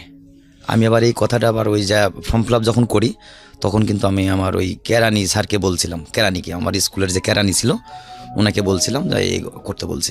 সবাই আমাকে খুব আদর করতো, কারণ আমি কষ্ট করে লেখাপড়া করতেছি, পাশাপাশি চাকরি করি। তখন দেখলাম যে ওই যে আগের যে দিনগুলো, ওই মানে যার কাছ থেকে এক মুঠো চাউল চেয়ে পাই নাই, তারা কিন্তু আমার সঙ্গে সঙ্গ দিতেছে, আমার ফ্যামিলির সঙ্গে। রাইট, সিচুয়েশনটা রাতে চেঞ্জ হয়ে যায়। হ্যাঁ, আমি এই জিনিসটা বুঝি। তো যারা আমার বাসায় আসতো না তারা কিন্তু আমার বাসার মধ্যে এসে বসে থাকে। তো আমি মনে করলাম হয়তো এমনিও আসতে পারে, আমি এই জিনিসটা মনে করি না যখন আমি একটু চাকরি করতেছি, যার কারণে আমি এরকম আমার নলেজে তখন ছিল না, আমি কেয়ার করিনি তখন। যাই হোক, তো এর মধ্যে যখন আমি এসএসসি পরীক্ষা দিব 2000 সালে, তো তার আগে ডিসেম্বর মাসে স্যার পোস্টিং হয়ে ঢাকাতে চলে আসলো। তো পোস্টিং হয়ে চলে আসলো, আসার পরে আমি তো পরীক্ষা দিলাম। পরীক্ষার পরে অলরেডি স্যার যখন পোস্টিং হয়ে চলে আসলো, আমার তো কোনো লোক এখানে নেই, আমার তো আর চাকরি, দেখলাম যে রিক্রুট চলে আসতেছে, আমাকে ডাকলো। আমাকে ডাকার পরে বলছে তোমার কি আছে? তা বললাম স্যার তো আমার তো স্যার চলে গেছে। সবার চাকরি হলে আগে যারা ছিল ওদের চাকরি হয়ে গেল, আমাকে আর কাগজ দেয় না, ঘটনা কি? বললাম আমার চাকরি কি ব্যাপার, আমার কাগজ? কয় মামুন তোমার চাকরি আর হবে না। টেনশনে পড়ে গেলাম, এখন তো আবার না খেয়ে মরতে হবে, আমার কলেজ ভর্তি হতে হবে, কি করি এখন? রাইট, আমি তো আর পারতেছি না, এদিকে এসএসসি রেজাল্টও হলো না, রেজাল্ট হয়নি তখন। তো আমি টেনশানে, মানে বাবা অসুস্থ, আমি কোথায় যাই, কি করি, আমি কোনো কিছু ভেবে পাচ্ছি না। তো ওখান থেকে এসে বাসায় বললাম মা আমার তো আর চাকরি হচ্ছে না, এখন কি করি? বলছে মানে? তা বললাম যে 1 তারিখ থেকে আবার রিক্রুট আসতেছে, অলরেডি সবাইকে অ্যাপয়েন্টমেন্ট লেটার দিল, আমাকে দেয়নি, আমার তো কেউ নেই, তো এখন কি করা যায় তাহলে? তো বলছে তোমার ওই স্যার এখন কোথায় আছে? তো আমি স্যার ঢাকাতে আছে, তুমি তো জানোই। তো ঢাকা তো যা খুঁজে বের করা আদৌ সম্ভব না, কারণ শুধু জানি ওনার সেনা সদরে, আর আমি কখনো ঢাকাতে আসিও নি। আর আমার জীবনের একটু ব্যাকে যাচ্ছি, আমার জীবনের 2য় দিন স্যারের বাসাতে আমি ওই আপেল খাইছিলাম। আমার লাইফে 2য় দিন আমি স্যারের বাসাতে আপেল খেয়েছিলাম। এর পরে মানে ওটাই ছিল সেকেন্ড টাইম? হ্যাঁ, ওটাই আগে আপনার ওইভাবে খাওয়া হয় না, আমি আগে কখনো খাইনি। আচ্ছা, তারপরে ওই হচ্ছে যখন স্যার ঢাকায় পোস্টিংয়ে চলে আসলো, তখন আমি সিভিল চাকরি করতেছি। আমি এর মধ্যে আমার পরীক্ষা শেষ হয়ে গেল, আমার কিন্তু এসএসসি পরীক্ষা শেষ হয়ে গেল। শেষ হওয়ার পরে আমি 1 মাস আমার আর চাকরি থাকলো। তখন এসএসসি পরীক্ষার পরে 1 মাস চাকরি করলাম, আর রেজাল্ট বের হতে থাকলো আমার হলো 2 মাস। জি। আমি এখন আমার নেক্সট টাইমে যখন 1 মাস চাকরি থাকলো, 1 মাস চাকরি করার পর রিক্রুটে আসলো, রিক্রুটে ওখান থেকে অলরেডি লোক নিয়োগ করা হয়ে গেল, আমাকে নিল না। আমি ঢাকায় চলে আসলাম। তখন আমাদের নাটোর থেকে ঢাকার ভাড়া ছিল 55 টাকা, সেটা হচ্ছে আপনার ইয়া দিয়ে আসতে হতো, ওই ফেরিঘাট দিয়ে। তখন যমুনা সেতু চালু হয়নি, নতুন মাত্র হইতেছে। আমি পাটুরিয়া ঘাট দিয়ে পার হয়ে ওই গাড়িতে এসে, অগ্রদূত গাড়িতে এসে গাবতলিতে নামছি। গাবতলিতে যখন নামছি আমি সকাল 6:30টায় বের হয়েছি। যখন গাবতলিতে নামছি তখন 7টার মতো বাজে। এখন আমি ঢাকা কোথায় যাব, আমি কোনো কিছু চিনি না, জাস্ট শুনছি যে স্যার সেনা সদরে থাকে। পরে আমি গাবতলিতে নামার পরে একজনকে বললাম যে আমি ইয়েতে যাব, ঢাকা ক্যান্টনমেন্টে যাবো। বলছে ঢাকা ক্যান্টনমেন্ট কোথায় যাবেন বলেন। তো আমি ঢাকা ক্যান্টনমেন্টে যাবো। তো বলছে আপনি মিরপুরের ইয়াতে গাড়িতে চড়েন, এখান থেকে ফার্ম গেটের গাড়িতে চড়েন। তো ফার্ম গেটের গাড়িতে চড়লাম, 2 টাকা করে সম্ভবত আমার কাছ থেকে ভাড়া নিল 2000 সালে, 99 সালের লাস্টের দিকে, 2000 সালে। তো 2 টাকা করে আমার কাছ থেকে ভাড়া। ফার্ম গেটে যখন এসে নামলাম তখন রাত বাজে 8:45টার মতো। তখন আমি একটা কেসিও গড়ি পড়তাম। তো 8:45টার মতো বাজে। ওখানে ফার্ম গেটে নামার পরে আমি তো আর ক্যান্টনমেন্ট চিনি না। তখন বললো এখান থেকে দেখেন লেগুনা গাড়ি আছে, ওই 4 চাকার গাড়িগুলো, ওইটা ক্যান্টনমেন্টে জাহাঙ্গীর গেট দিয়ে ঢুকে। ওখানে দাঁড়ালাম, সত্যি কিছুক্ষণ পর একটা গাড়ি আসলো। তো আমি আমাকে বলছে, যখন গাড়িতে উঠছি ও ক্যান্টনমেন্ট করতেছে। আমি জাহাঙ্গীর গেটে যখন আসছে তখন ওখানে আমাকে ভাড়া চাইলো। বলছে কোথায় নামলাম, আমি তো আসলেই ক্যান্টনমেন্টে ঢুকবো। বলছে ক্যান্টনমেন্টে কোথায় যাবেন তাই বলেন। সিএমএস আছে, তারপরে হচ্ছে আপনার অনেক জায়গার কথাই বললো। তো আমি বললাম আমি সিএমএসের ওখানে যাব। সিএমএসের ওখানে যখন আমরা 3 টাকা ভাড়া নিল। ওখানে নামার পর আমি তো আর কাউকে চিনি না। তখন আমি এমপিকে ডাকলাম, একটা এমপিকে ডেকে বললাম যে এই ঘটনা, আমি তসলিম সাহেবের সঙ্গে এখানে দেখা করব। কেমনে দেখা করি স্যার, উনি ঢাকাতে ইএনসি ইঞ্জিনিয়ার ডাইরেক্টর হয়ে ঢাকাতে আসছে। আচ্ছা, আসার পরে আমি যখন আসছি স্যার, তখন তো টেলিফোন নেই আমার কাছে, ফোন টোনও নেই। আমি আসার পরে আমি এক এমপিকে বললাম, এর মধ্যে আর্মি সম্পর্কে আমার একটু এক্সপিরিয়েন্স হয়ে গেছে, যেহেতু আমি আর্মির মধ্যে সিভিল চাকরি করতেছি, মোটামুটি আমি জানি, 1.5-2 বছর করতেছি। আমি আসছি, আসার পরে এক এমপিকে বললাম যে ব্যাপার স্যার, আমি ব্রিগেডিয়ার জেনারেল তসলিম সাহেবের বাসায় যাব, উনি ইএনসি ইঞ্জিনিয়ার ডাইরেক্টর। তো বলতেছে যে আপনি কে? তা বললাম যে আমি সেন্টার থেকে আসছি, সে নাটোর থেকে আসছি, স্যার আমাকে খুব ভালো করে চিনে, আমার কথা বললেই হবে। তো উনি বললো যে পুনার নাম ওখানে লিখে নিয়ে উনি স্কটলেসে আরেকজনকে আবার বলে দিল। ওকে, ওয়্যারলেসে? হ্যাঁ, ওয়্যারলেসে বলে দিল আর কি। যখন বলে দিল, বলার পরে স্যার বলছে হ্যাঁ উনি আসছে, ওনাকে নিয়ে এসো। আর একটা গাড়ি থেকে 2-3 মিনিটের, সর্বোচ্চ 5 মিনিটের মধ্যে একটা আর্মি জিপ এসে আমাকে বললো যে আপনি কি মামুন? তা বললাম যে হ্যাঁ। আর গাড়িতে উঠেন। গাড়িতে উঠলাম, তো উনি সরাসরি স্যারের বাসায় নিয়ে গেল। যাওয়ার পরে আমি স্যারকে দেখে কেঁদে দিয়েছি যে স্যার আমার তো আসলে চাকরি বাকরি এখন নেই, আমি তো এসেছি পরীক্ষাও দিলাম, এখন আমি কি খাবো আর কি খাবো। তো বলতেছে পাগলা, আমি তো আসলেই, আমারও তো মিশনের নাম, আমি তো কুয়েতে চলে যাচ্ছি, আমি তোর জন্য এখন কি করে যাই বল।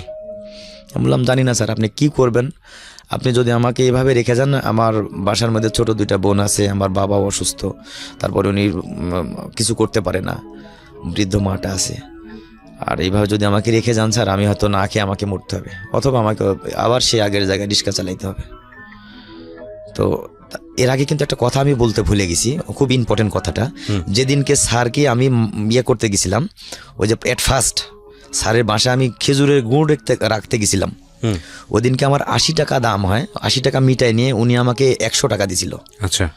তো আমি বাজারে এসে আমি ওদিনকে আগে মাছ কিনতে চাইছিলাম, মাছ কিনতে পারি নাই। বছরে একদিন মাছ খেতে পারতাম না, যেদিন ছিপ দিয়ে মাছ মারতাম কোনো একদিন, ওই দিন মাছ খেতাম। কিনে আসলে খাওয়ার মতো সামর্থ্য আমাদের ছিল না, খাইও নি। আমি বাজারে এসে আপনাকে কি বলবো, ভরপুরভাবে বাজার করছি। 5 কেজি চাউল কিনছি, এটা কিনছি, ওটাকে, আর একটা মাছ কিনছি, একটা 14 টাকা দিয়ে ইলিশ মাছ কিনছি, অনেক বড় মাছ। মাছটা নিয়ে আমি ইচ্ছা মতো বাসায় যাচ্ছি, আর মা বলছে তুমি চাউল কিনে আরও 10 টাকা ঘুরাই নিয়ে আসবা, মানে বাজারে লিস্ট করে নিয়ে আসতাম। তখন কিন্তু আমি ক্লাস 4-এ পড়ি। বাজারে এসে আমি 10 টাকা ঘুরাই নিয়েছি, আরও ভরপুর বাজার করছি। বাসায় মাছ দেখে আমার মায়ের মাথায় যেন মানে পায়ের রক্ত মাথায় উঠে গেছে, যে আমি ওকে বলছি টাকা ঘুরাই নিয়ে আসতে, আর ওই দুনিয়ার বাজার করে নিয়ে আসতে, ডালা বুঝাই করে আবার মাছও নিয়ে আসছে। আমার কোনো কথা না শুনে উনি ওই যে গ্রাম দেশে যে আপনার ইয়াগুলো থাকতো, ওই যে গ্যান্ডারিগুলো শুকায় যায়, ওগুলো অনেক হার্ড হয়, ওটা দিয়ে লাকড়ি হিসেবে আমরা ব্যবহার করি, ওটা দিয়ে ইচ্ছা মতো আমাকে আগে পিটলো। আমি মানে বলার মতো ওই স্কোপই পাচ্ছি না যে মা আমার কথাটাকে শোনো, আসলে ঘটনা কি ঘটছে আগে শোনো। বলছে হয় তুই চুরি করে নিয়ে আসছিস না কারো ফাঁকি দিয়ে নিয়ে আসছিস, বল কার কি নিয়ে আসছিস। আমি বলছি মা আমার কথা, উনি কোনো কিছুই শুনতেই চাচ্ছে না। আমাকে 5টা বাড়ি দিয়েছিল। আমার মনে হয় যে 3 বছর পরে বাড়িগুলো আমার মিশছিল। আর যেখানে যখন বাড়ি দিছে আমার ওই জায়গাটা ছাল উঠে গেছে। হ্যাঁ, তো বলতেছে যে তুই এত টাকা কোথায় পেলি? তখন আমার বড় বোনটার কিন্তু বিয়ে হয়নি। তুই এত টাকা কোথায় পেয়েছিস? যে মাছ আনছিস, আবার বাজার করছিস, আবার টাকাও 10 টাকা ঘুরাই দিয়েছিস, বল তুই কোথায় পেয়েছিস টাকা? আমি বলতে পারছি না আমার কথাটা শোনো, উনি বলতে তার আগে আমাকে মারা শেষ। সি দ্য অনেস্টি, মানে কি বলেন বেস্ট। আমি তো ভাবছিলাম যে মনে মনে ভাবতেছেন এরা গরিব, এরা আসলে গরিব না, এরা হচ্ছে পৃথিবীর সেরা ধনীদের মধ্যে একটা ফ্যামিলি। কজ গরিব তো তারাই যাদের অনেস্টি থাকে না, যাদের কোটি কোটি টাকা আছে কিন্তু সততা নাই, এরা হচ্ছে গরিব। কারণ কত সম্পদে এটা হচ্ছে লিমিটলেস। আপনি লিমিটলেস সম্পদ কতটুকু পর্যন্ত আহরণ করতে পারবেন আপনার এই লিমিটপূর্ণ একটা জীবনে? কত বছর বাঁচবেন আপনি? সর্বোচ্চ 70 বছর, 75 বছর, 80 বছর। আপনি যদি গিফটেড বয়স পেয়ে থাকেন তাহলে হয়তো 90 বছর। এরপর তো আপনাকে যেতেই হবে, তাই না?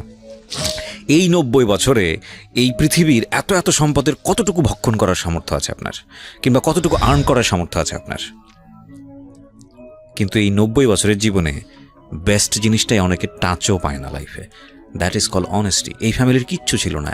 1 মুঠো ভাত 1 লিটার পানিতে গুলে 4 ছেলে মেয়েকে দেওয়া হয়েছে খাওয়ার জন্যে, এবং তারা সেটা খেয়ে রাত্রেবেলা ঘুমোতে গেছে। ওই ঘুম হয়নি আমি নিশ্চিতভাবে জানি। কিন্তু best thing they possessed in their heart is honesty. চিন্তা করে দেখেন, বাজারের ব্যাগ ভর্তি এবং 10 টাকা ফিরায় নিয়ে আসছে। ওর মার সন্দেহ হয়েছে এই ছেলে নিশ্চয়ই কোথাও থেকে চুরি করছে। অনেক মাই খুশি হইতেন, আমি জানি অনেক মা খুশি হইতেন, যাক আমার ছেলে এক্সপার্ট হয়ে গেছে, আর আর আমাদের টেনশন করার কোনো কিছু নাই, যেমনি হোক না কেন সে এটাকে ম্যানেজ করে ফেলবে। কথা নাই বার্তা নাই, আগে মায়ের যে কোত্থেকে তুই নিয়ে আসলি। See that is the best. আমি জানি এটা খারাপ কাজ করেছে মা হিসেবে, তার জিজ্ঞেস করা উচিত ছিল, কিন্তু আপনি ওইটা না দেখে আপনি পাওয়ারটা দেখেন যে যাই হোক না কেন জীবনে অনেস্টি লুজ করতে দিব না। The best thing. কে বলেছে? মানে এরাই হচ্ছে আসল রিচ পিপল। হ্যাঁ, মানে এই ধরনের মানুষ যারা আছেন সোসাইটিতে, এরাই হচ্ছে আসল ধনী। আমি যেখানটায় আপনি ছিলেন, আপনি একটু ফ্ল্যাশব্যাকে গিয়েছিলেন, কিন্তু আপনি তসলিম সাহেবের বাসায় ছিলেন, ওখান থেকে আপনি পিছনে ফিরে গিয়েছিলেন। But this is a very important thing, আপনি যেটা ছেড়ে এসেছিলেন। হ্যাঁ, তো তসলিম সাহেবের বাসায় কী হলো তারপর? আচ্ছা, তো ওই মানে উনি কুয়েতে মিশনে চলে যাবেন। হ্যাঁ, আচ্ছা, ঢাকায় আসার পরে আমি স্যারকে বললাম, স্যার আমার তো আর 1.5 মাস পরে রেজাল্ট হবে, আমার তো এখন আর চাকরি নেই, আমি এখন কি করতে পারি স্যার বলেন? আমার তো কোনো কিছুই করার নেই। তো বলছে তুই একটা কাজ কর, আমি তো চলে যাচ্ছি, আর তুই ঢাকাতে এখানে থাক। আমরা কবে যাবেন স্যার? তো বলছে আমার সর্বোচ্চ 20-25 দিন লাগবে, আমি চলে যাবো, তুই 20-25 দিন এখানে থাক। আমি 20-25 দিন থাকবো, বাড়িতে কী খাবে স্যার? বাড়িতে একটা কিছু খাওয়া তো লাগবে। তো বলছে সেটাও তো একটা কথা। তো উনি আমাকে 1500 টাকা দিল, আমাকে বলল যে তুই তাহলে বাসায় চলে যা। আর তখন ওই যে টেলিফোনে কথা বলা যেত কার্ড দিয়ে, তো বললো যে তুই যখন এমপি গেটে যাবি, এমপি গেটে গিয়ে আমার কথা বললিস আর কার্ড দিস, আমার সঙ্গে তখন লাইন করে দিবে, এমপি গেট থেকে সরাসরি ফোনে কথা বলবো। ওকে, ঠিক আছে। এরপরে স্যার বলে দিল যে হচ্ছে যখন আবার জানুয়ারি মাসে আবার জুন মাসে আবার লোক নিতেছে ওই সিভিল চাকরিতে, স্যার আবার ওখান থেকে বলে দিল। আর আমি কিন্তু অনেক কাজ করতাম, এত কাজ করতাম, মানে 3 জনের কাজ আমি একা করতাম, ওরা সবাই বসে থাকতো আমাকে দিয়ে করায়নি, তো আমি করতাম, সমস্যা নেই, আমার চাকরির দরকার, কারণ সবাই আমাকে ভালো মানে হাইলাইট করে। আমি চাই যেখান থেকে আমার অন্তত যেখান থেকে আমার রিজেক্ট আসতেছে আমি ওখানে ভালো সবার হাতে ভালো আচরণ করি, এবং সবাই আমার জন্য রিকোয়েস্টও করে। সবাই যখন রিক্রুটে লোক নিতে লাগে ওখানে সিভিলিয়ানের জন্য, সবাই আমার প্রত্যেকটা ম্যাচে আমার জন্য রিকোয়েস্ট করে। এরপরে নেক্সট আবার ওই স্যার যখন বিদেশে চলে গেল, যাওয়ার পরে তখন আমার এই সেন্টার কমান্ডার ছিল ব্রিগেডিয়ার জেনারেল হাসিম সাহেব। জি, হাসিম সাহেবকে স্যার বলে গেল যে ছেলেটা অনেক ভালো, তো ওনার লেখাপড়া তো অনেক আগে শেষ হয়ে যেত, আমি এইভাবে যাক মানে পরে আর কি যতটুকু বুঝলাম এইভাবে বলছিল। তো হাসিম সাহেব একদিন আমাকে ডাকলো, ডাকি বলছে তুমি মামুন? নামছে জি স্যার। তো বলতেছে ঠিক আছে তুমি কাজ করো, তুমি কাজের খুব ভালো শুনছি, তুমি অনেক ভালো কাজ করো, তো তোমাকে সৈনিক ম্যাচে না, তুমি স্টেশন অফিসার ম্যাচে তুমি কাজ করো, তোমাকে এখন তো আসলে পার্মানেন্ট চাকরি দিতে পারবো না, আর দেওয়া সম্ভব না, কারণ তোমার এখনও রেজাল্ট বের হয়নি। তো আমি আচ্ছা স্যার আমি করতেছি। আমি তখন সিভিল কাজ করি, আর ঘাস কাটা একটা গাড়ি তখন সেন্টারে চলে গেল, ওই গাড়িটা কেউ চালাইতে পারতো না, আমি 3 দিন ট্রাই দিয়ে গাড়িটা আমি চালাই, আর মাঝে মধ্যে কলেজে রেজাল্ট হয়নি তখন। তারপরে আমি গাড়িটা চালানোর পরে এখন বললো যে ওই হাসিম সাহেব বললো যে তো পার্মানেন্ট চাকরি ছাড়া আর কোনো উপায় নেই। স্যারের সঙ্গে তখন আমি ওর স্যার কুয়েত যায় আমার সাথে কথা বলছিল ফোনে কথা বলছে, আর এমপিকে বলছিল যখন এই নাটোর ডিস্ট্রিক্টের কোটা আসবে তখন আমাকে একটু জানাইও। একটা এমপির লোক ছিল, ওনার বাড়ি ছিল বগুড়াতে, উনি আমাকে অনেক হেল্প করছে। যাই হোক উনি আমাকে বললো যে মামুন তোর তো রেজাল্ট হয়েছে, আমি স্যারের সাথে দিলাম। বলছে তোর কাগজপত্র অলরেডি প্রসেসিং করে দিছি আমি। এরা ইয়ার থেকে স্যারও ফোন করছিল, এদিকে আমার হাসিম সাহেবের রানার একটা বডিগার্ড থাকে আর্মিতে, একটা অফিসারের একটা করে বডিগার্ড, হাসিম সাহেবের রানার আবার আমাকে লাগাতার খুঁজতেছে মামুন কোথায়। আমি গাড়ি বন্ধ করে দিয়ে আমি অলরেডি ওখানে চলে গেছি। তো ওই গাড়ির কাছে উনি খুঁজতেছে, আমাকে আর পাচ্ছে না। পরে উনি বলছে এই তোকে লাইনে খুঁজে এক পর্যায়ে আমাকে পাইছে। বলছে শালা আরপি পুরো আরপি পুরো ইসিসি আমি তোমাকে খুঁজতেছি, ইঞ্জিনিয়ার সেন্টার তোমাকে খুঁজতে, তুমি কই? আমি তো ওইখানে গেছিলাম। চালু করে গাড়ি বন্ধ কর। স্যার বলছে ইয়েতে যাইতে, লাইনে যাইতে। লাইনে গেছি, বলছে মাফা লাগবে না, তুই গাড়ি চালা গিয়ে। যে রিক্রুট ইনস্ট্রাক্টর ছিল, অফিসার ছিল, রিক্রুটিং অফিসার, উনি বললো ঠিক আছে মামুন তুমি গিয়ে গাড়ি চালাও। আমি গাড়ি চালাম, আমার মনে চাকরি হবে না, যেহেতু এইভাবে আসলে হয় না। তারপর আমাকে বিকেলে আবার বললো যে তোমার ইয়াতে ওই সিএমএসে যাইতে হবে। আমি 2টার সময় গাড়ি অফ করে দিয়ে বাসায় চলে যাই, আবার ঠিক 4টে আসি। গেম টাইম যতক্ষণ, তখন আমাকে একটা ইয়ে দিল, সে গেম আমি মানে ওই ওভার টাইম বা এক্সেস কোনো কাজ কিছু করতে হয় না, জাস্ট গেম টাইমে মানে পুরো আর্মির মধ্যে আমি চলে গেছি। সিভিল যদিও পার্মানেন্ট হয়নি। এরপরে আমি বিকেলে বললো যে তোমার বিকেলে কাজ করতে হবে না। আরপি হাবিলদার বললো, একজন সার্জেন্ট বললো যে তুমি বিকেলে সিএমএসে যাবা। আমি সিএমএসে গেলাম। সিএমএসে যেহেতু ওখানে 2-2.5 বছর চাকরি করতেছি, সবাই পরিচিত হয়ে গেছে। তো বলছে মামুন তুমি কাগজপত্র জমা দিয়েছ? আমি তো লাইনে দাঁড়াইছিলাম। তো বলছে স্যারও তো ফোন করছিল, অর্থাৎ centre commander brigadier general Hasib Shah মুনি আবার ফোন করছে, তো ছেলেটাকে ইয়ে করাই দিও। আমার আর মানে কোনো কিছুই লাগলো না। আমি বলছি তুই মেডিকেল ফিট হয়ে গেছি, যা কিছু লাগবে না।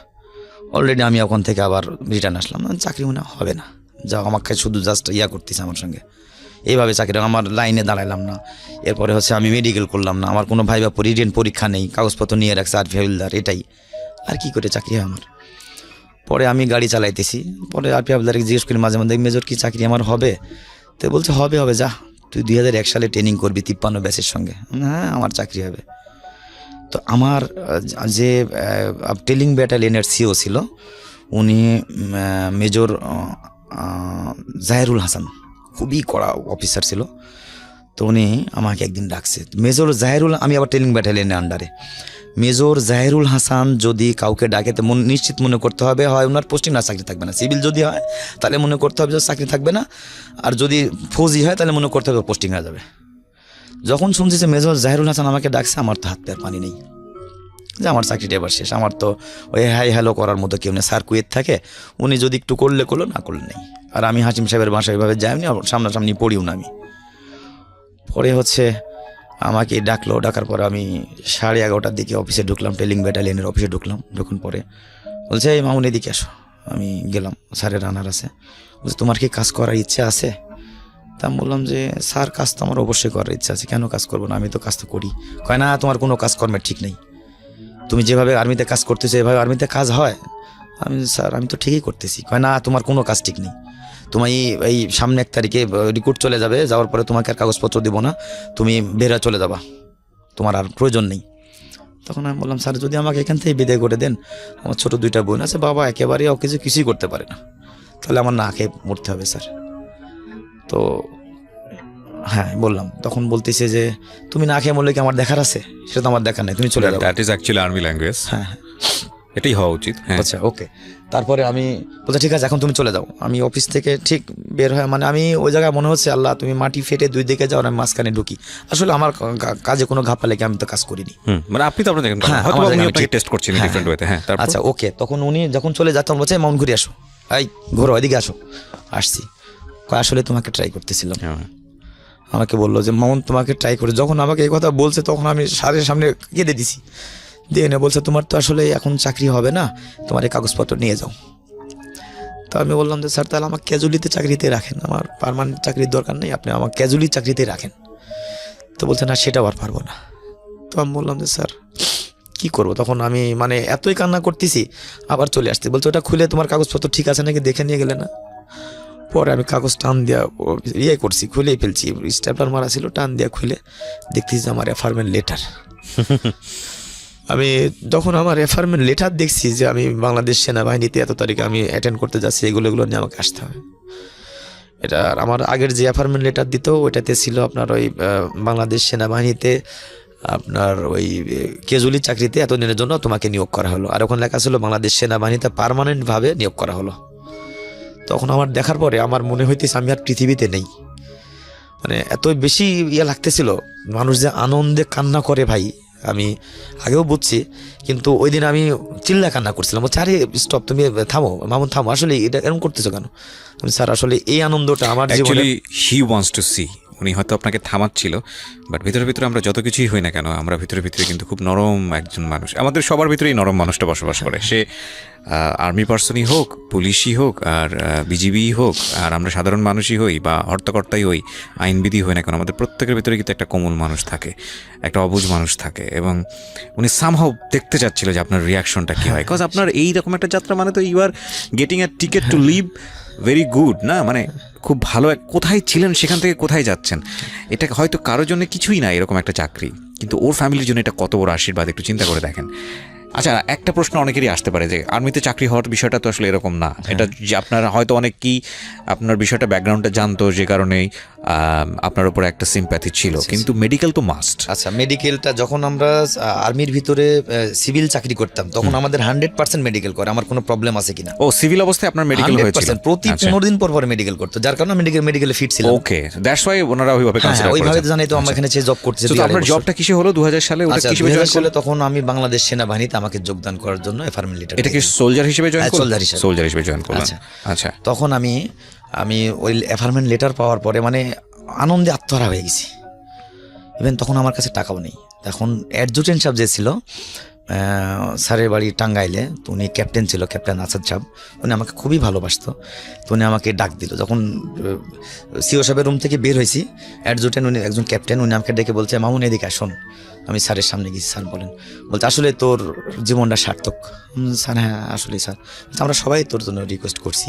স্যারও বলছে তো করে খা, সমস্যা নেই, তোর লাইফটাকে তুই আসলেই চেঞ্জ করতে পারবি, এটা দিই, বাট সততার মধ্যে দিয়ে থাকবি। স্যার কোনোদিনও আমি আপনাদের কথা অমান্য করব না।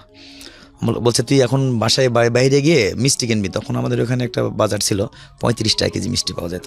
তা বললাম স্যার আমার কাছে আজ মনে হয় 10 টাকা না 20 টাকা আছে, 2000 সালে কথা বলতেছি। উনি পকেট থেকে আমাকে 5 টাকা বের করে দিল, বলছে 10 কেজি মিষ্টি নিয়ে যাবি। 500 টাকা বের করে? হ্যাঁ 500 টাকা বের করে দিল। তো আমি তারা কিন্তু টেলিং ব্যাটালিয়নের যে সিও ছিল, সিও সাহেব আমাকে বলতেছে যে মামুন তুমি পুরো টেলিং ব্যাটালিয়নে কিন্তু মিষ্টি খাওয়াবা। আমি স্যার আমি খাওয়াবো, আমি ট্রেনিং ব্যাটালিয়নে পুরো আমি মিষ্টি খাওয়াবো। তো বলছে না না তার আর দরকার নেই, খবরদার এগুলো করবো না, আমরা কি মিষ্টি খাই না, জাস্ট আমার সঙ্গে একটু ইয়া নিল। সবাই খুশি অবশ্য, আমার চাকরি হওয়াতে সবাই হ্যাপি, সবাই এত আনন্দ প্রকাশ করছে মানে বললে না, রিক্রুট থেকে শুরু করে একেবারে মানে সেন্টার কমান্ডার পর সবাই। যাই হোক, পরে আমি ওইখানে বাইরে এসে তখন আমার ওই যে একটা সাইকেল কিনছিলাম, ওই সাইকেলটা নিয়ে আসতেছি, আর খুবই ইয়েতে আসছি, কারোর সঙ্গে কথা বলতে। আগে এসে 10 কেজি সত্যি সত্যি মিষ্টি কিনছি, কিনে নিয়ে এসে কার্টুনের মধ্যে 10টা কার্টুন 10 কেজি মিষ্টি দিছে। এসে দেখতেছি আমার আব্বা তো তখন বয়স হয়ে গেছে, তো ওই যে ধানের খেড়গুলো আছে না, ওইটা নাড়তেছে। আপনার বাবা? আমার বাবা। তো আমি যখন সামনে দাঁড়াইছি, মিষ্টি রে দেখে বলছি এত মিষ্টি কি করবা? আমি বললাম আব্বা আমার তো আসলে আর্মিতে চাকরি হয়েছে, যার কারণে আমি মিষ্টিটা নিয়ে আসছি। জড়ায় ধরছি, ধরার পরে উনি অনেক কান্না করলো, আমি আসলে ভাবতেও পারিনি যে তুই আর্মিতে চাকরি করবি। ফিলটা আপনি বোঝার চেষ্টা করেন, একটা মানুষ মানে দুনিয়াতে জান্নাতের টেস্ট যেটাকে বলে, মানে এটা কি, মানে আপনি যদি কখনো এই লেভেলটা ক্রস করেন তাহলেই বুঝতে পারবেন যে আসলে এটা ওনার জন্যে, ওনার ফ্যামিলির জন্য কি ভয়ানক রকমের মানে আনন্দের সংবাদ। আমি ভয়ানক শব্দটা ব্যবহার করছি, আনন্দের সাথে ভয়ানক শব্দটা যায় না, বাট আমার নিজেরও ফিলটা আমি কিছুটা হলেও ফিলটা পাচ্ছিলাম। ওকে, তারপর এরপরে হচ্ছে আমি বললাম যে আব্বা আমার তো আর্মিতে চাকরি হয়েছে, তুই কি ইউনিফর্ম পরবি? আমি বললাম যে হ্যাঁ, আমি যেভাবে দৌড়াদৌড়ি করে তুই ওটা পরবি? আমি হ্যাঁ আব্বা আমি ওটা পরবো। তো আব্বা শুনি অনেক খুশি, অনেক আনন্দ। উনি মানে এত আনন্দ হচ্ছে, আগে মনে হয় আমি আমার লাইফে এত আনন্দ দেখিনি। তো তারপরে মিষ্টি মোটামুটি সবাই বিলি করলাম, পাড়ার মোটে সবাই বিলি করলাম, সবাই অনেক খুশি। যখন আমার 15 দিন টাইম ছিল, 15 দিনের আগে আমার অ্যাপয়েন্টমেন্ট লেটার দিল। এর মধ্যে 15 দিন আমাকে ট্রেনিং করতে ওই ডিউটি করতে হয়নি। স্যার বলে দিল ওরা ট্রেনিং করতে হবে না, এই মাসের বেতন এমনি তোমাকে দিয়ে দেওয়া হবে, আর ডিউটি করতে হবে না, তুমি সবার সাথে একটু দেখাশোনা করি আসো, বাবা যেহেতু অসুস্থ। তো ঠিক আছে আমি আর যাই না, এমনি মাঝে মধ্যে যাই, খোঁজ খবর নেই। আর ভিতরে ঢোকার জন্য আমার জন্য পারমিশন আছে, আমার কোনো ইয়ে লাগে না, পরিচিত হয়ে গেছি। তারপরে সিভিল আইডি কার্ডটা আছে, এরপরে ফৌজি চাকরিতে আমার হয়ে গেছে, অ্যাপয়েন্টমেন্ট লেটার দিছে, প্রায় পরিচিত, 2.5 কিলো দূরে ইউনিট থেকে বাসা। ওকে ঠিক আছে। বাবা আবার অসুস্থ হয়ে গেল। বাবা যেদিন আমি 1 জানুয়ারি 2001 সাল ট্রেনিংয়ে চলে যাচ্ছি, বাবার পায়ে সালাম। এর মধ্যে আমার যখন চাকরি হয়ে গেল, তখন আমার 3 নম্বর বোন যেটা ছিল, বড় বোনটা কিন্তু বিয়ে হয়েছে, 3 নম্বর বোনটার ভালো একটা জায়গা থেকে সম্বন্ধ আসলো। ছেলের বড় ভাই আর্মিতে চাকরি করে। এইটাই এনাফ সার্টিফিকেটের জন্য। এখন দেখেন ওদের শুরু হচ্ছে। আর প্রিয় শ্রোতা, এই ফাঁকে আমি আপনাদেরকে একটু বলে নিই, হয়তো আপনারা বেশ কয়েকবার শুনেছেন, সেটা হচ্ছে আমাদের যিনি আজকে গেস্ট তার একটা ছবি আমি আমার ফেসবুকে পোস্ট করেছি, আমার পার্সোনাল পেজে। আপনারা আসলে ওনার সাথে আপনারা কথাও বলতে পারবেন, দেখাও করতে পারবেন, যদি সেটা প্রয়োজন হয়। মানে সবাই গণহারে চাইলে তো সেটা সম্ভব হয় না। যদি ওনার সঙ্গে কেউ পার্সোনালি মিট করতে চান, বা ওনার যদি কোনো ফেসবুক আইডি থাকে, বা হোয়াট এভার ওনার সঙ্গে যদি কন্ট্যাক্ট করে, আমরা যদি মনে করি যে না যোগাযোগ হতে পারে, তো সেটার সম্ভব শুধুমাত্র আমার পেজটিতে আসলে। আমার পেজটির ঠিকানা হচ্ছে www.facebook.com/kibriya.rj। আমি আবারও বলি, www.facebook.com/KEBRIA.RJ। পেজটি আছে RJ কিবরিয়া নামে। ওখানে যাবেন, পেজটিতে অবশ্যই লাইক দেবেন, এবং ওখানে আমার পার্সোনাল আইডিও শেয়ার করা আছে। আপনি চাইলে আমার আইডিতেও নক দিতে পারেন, ঠিক আছে? হ্যাঁ, যেটা বলছিলেন। আচ্ছা, এরপরে তখন ওই আমার আর্মিতে চাকরি হয়ে গেছে, এটা যেহেতু গ্রাম এলাকা সবাই জানাজানি হয়ে গেছে, তখন আমার 3 নম্বর বোন যেটা ছিল, ওই বোনটার একটা জায়গা থেকে একটা ভালো সম্বন্ধ আসে। তখন আমার বোনটা ক্লাস 8-এ পড়ে। আচ্ছা, তা আমি বললাম ওদের সাথে কি আমাদের সম্পর্ক হবে নাকি? বড় ভাই হলো আর্মিতে চাকরি করে, বাবা হলো CMS-এ চাকরি করে, মা CMS-এ চাকরি করে, মেজো ভাই সরকারি চাকরি করে, আর ওই ভাইটা হলো ছোট, ওদের আবার 3 ভাই বোন নেই। আচ্ছা, তো ওই ফ্যামিলিকে আমার বোনের সাথে বিয়ে দেবে, মানে আমি এটা বিলিভ করতে পারতেছি না যে আমার বোনের সাথে ওই বিয়েটা হবে। তাই ওরা আসলে সব দেখে পছন্দ। আমার যে তাওয়াই সাহেব ছিল, উনি মারা গেছে অবশ্য, তো উনি বললো যে বাবা আমাদের কোনো কিছুরই দরকার নেই, তো জাস্ট ওই মেয়েটা আমাদের দিলেই হবে। তা আমি বললাম যে এটা তো ভালো কথা, বাবা কিন্তু বেঁচে আছে স্টিল তখন। তখন আব্বুর সাথে কথা বলবো, ঠিক আছে। তো আমরা বোনটাকে যতটুকু পারি, গরিবা না হলে যতটুকু পারি আর কি, দিয়ে বিয়েটা দিয়ে দিলাম। এটা সিচুয়েশনালি একটা ব্যাপার। আপনারা মনে করতে পারেন আপনাদের রেডিও এন্ড থেকে শুনে ক্লাস 8-এ পড়া, অবশ্যই বিয়ের বয়স হয়নি, প্রাপ্তবয়স্ক ছিল, এবং অবশ্যই এই ধরনের বিয়েকে সমর্থনও করি না আমরা, যেই জায়গাটা থেকেই এটা হোক না কেন। কিন্তু খেয়াল রাখতে হবে, এটা ওনাদের জীবন গল্প, ওনাদের জীবনে এটা ঘটেছে, এবং ঘটেছে বলেই উনি আজকে অকপটে সব কিছু স্বীকার করছেন। একটা ভালো সম্বন্ধ পেয়েছে ওনাদের পরিবারের জায়গাটা থেকে, সেটাকে ওনারা মিস করতে চাননি। এই সম্বন্ধটা ওনাদের কাছে ভবিষ্যতে নাও আসতে পারে সেই জায়গাটা থেকে, যদিও এটা রাইট পার্সপেক্টিভ না। কারণ আজকে আমরা যে পরিমাণ সচেতন হয়েছি বাল্যবিবাহ নিয়ে, ওই সময়ে 2000 সালের ঘটনা বোধহয়, তখন কিন্তু অবস্থাটা এরকম ছিল না। এটাও কিন্তু একটা প্রেক্ষাপট। যাই হোক না কেন, আমি এই ইন্টারাপ্টটা করার কারণটা হচ্ছে এটাই, সিচুয়েশন যাই হোক না কেন, আমরা বাল্যবিবাহ সমর্থন করতে পারি না, এবং সেটা করাও উচিত না, অন্তত আজকের এই সময় না। হ্যাঁ, বলেন তারপর। আচ্ছা, এরপরে বিয়ে হয়ে গেল। আমি 2001-এর জানুয়ারি মাসের 1 তারিখে বাসা থেকে বেড বিছানা নিয়ে চলে আসলাম ট্রেনিংয়ের জন্য। কোথায় ট্রেনিং করলেন? ইঞ্জিনিয়ার সেন্টার কাদিরাবাদে, নাটোরে ইসিসিমিতে। আচ্ছা, তো যখন চলে আসছি, আর যেদিনকে আসছি তার 2 দিন পরে থেকে একেবারে অসুস্থ হয়ে পড়ছে, উনি মানে উঠতেই পারেন আর। তো ট্রেনিং করতেছি, ট্রেনিং 2 সপ্তাহ শেষ হয়ে গেল। তখন তো আমি রিক্রুট, আমাকে আর বাড়িতে আসার অথরিটি নেই। 6 মাস আমি বাসায় আসতে পারবেন না, কোনো রকমই অথরিটি নেই। তো এমনি খোঁজ খবর পাই যে আব্বু অসুস্থ হয়েছে। যারা সিভিল আমাদের এলাকায় 2-1 চাকরি বাকরি করতো, ভাই আর একটা বড় ভাই ছিল, ওর সঙ্গে চাকরি করতাম, খোঁজ খবর নিতাম। তখন তো ফোন ছিল না, যাই হোক আমি খোঁজ খবর নিতাম। আমার মাও মাঝে মধ্যে ওই MP গেট আরিমুর আছে সার্জেনের, সঙ্গে সঙ্গে আমাকে বললো আবার স্যারের কাছে যাইতে হবে, তোকে আমি যাইতেই বলছি, কিন্তু আগে ওই কথাটা বলে নাই, তুমি যাবো আমি জানি না। তখন কিন্তু বলছে ঠিক আছে যাও, তুমি যাবা, আমি তোমাকে যাইতেই বলছি। আচ্ছা ওকে ঠিক আছে। আমি বাসার থেকে বের হয়ে ওই ইউনিট থেকে একজনের সাইকেল নিয়েছি একটা, তখন আমি সাইকেল তো বাড়িতে থাকে, সাইকেলটা নিয়ে আমি যা শুধু আব্বাকে দেখে আসছি, দেখতেছি যে উনি শুয়ে আছে, ওই মনি অবস্থা, ঠিকমতো খাওয়া দাওয়া করে না, চিকনা শুকায় যেতেছে। আমি দেখে গেলাম, যেদিন আমার 23 দিন ট্রেনিং চলে ওই দিন। এরপরে ওষুধ খাওয়াইতেছে, কোনো ওষুধ কাজে লাগে না।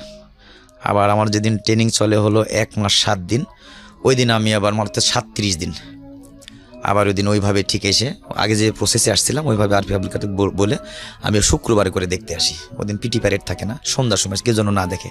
আমাদের চুল কাটা তো তখন ছিল শুধু এটুকু থাকতো, তো তখন ওই মাথার উপরে ওই দিয়ে আসতাম, একটা টিয়া দিয়ে বা একটা টুপি পরে আসতাম, যাতে করে না বুঝতে পারে। এসে আব্বাকে দেখে যেতাম। তো দেখে গেলাম 37 দিন যেদিন চাকরি ট্রেনিং চলে ওই দিন আমি দেখে গেলাম। তখনও অবস্থা আরও মানে বাঁচবে বলে এরকম কিছু মনে হচ্ছে না। আচ্ছা, আমি ওখানে ট্রেনিং করতেছি আর টেনশন করি শুধু।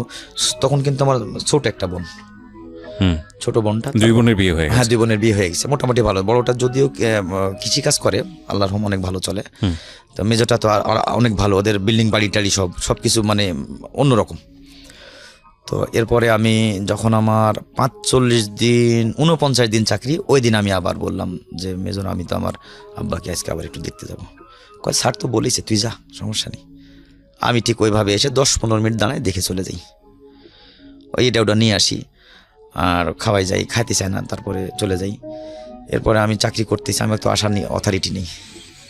পরে ওই স্যার জিজ্ঞেস করে, টেলিং ব্যাটেলিয়ানের সিও জিজ্ঞেস করে যে তোর আব্বু মামুন, তোর আব্বু কেমন আছে? স্যার ভালো আছে, এখন মোটামুটি আগের মতোই, চলতে ফিরতেও পারে না, কিন্তু বয়স মাত্র 50 বয়স ছিল আমার, 51 বছর বয়স ছিল, চুল পাকছিল না। যাই হোক, এরপরে আমি যেদিন আমার এই জায়গাটাতে আমি আপনাদের সবাইকে গল্পের প্রথম যেই ঘটনাটা, এটা একটু মনে করার জন্য সবাইকে একটু রিকোয়েস্ট করছি। সেটা হচ্ছে যে ওনার বাবা ব্যাগ ভরে বাজার নিয়ে আসছেন, কিন্তু মাছ কিনতে পারছেন না।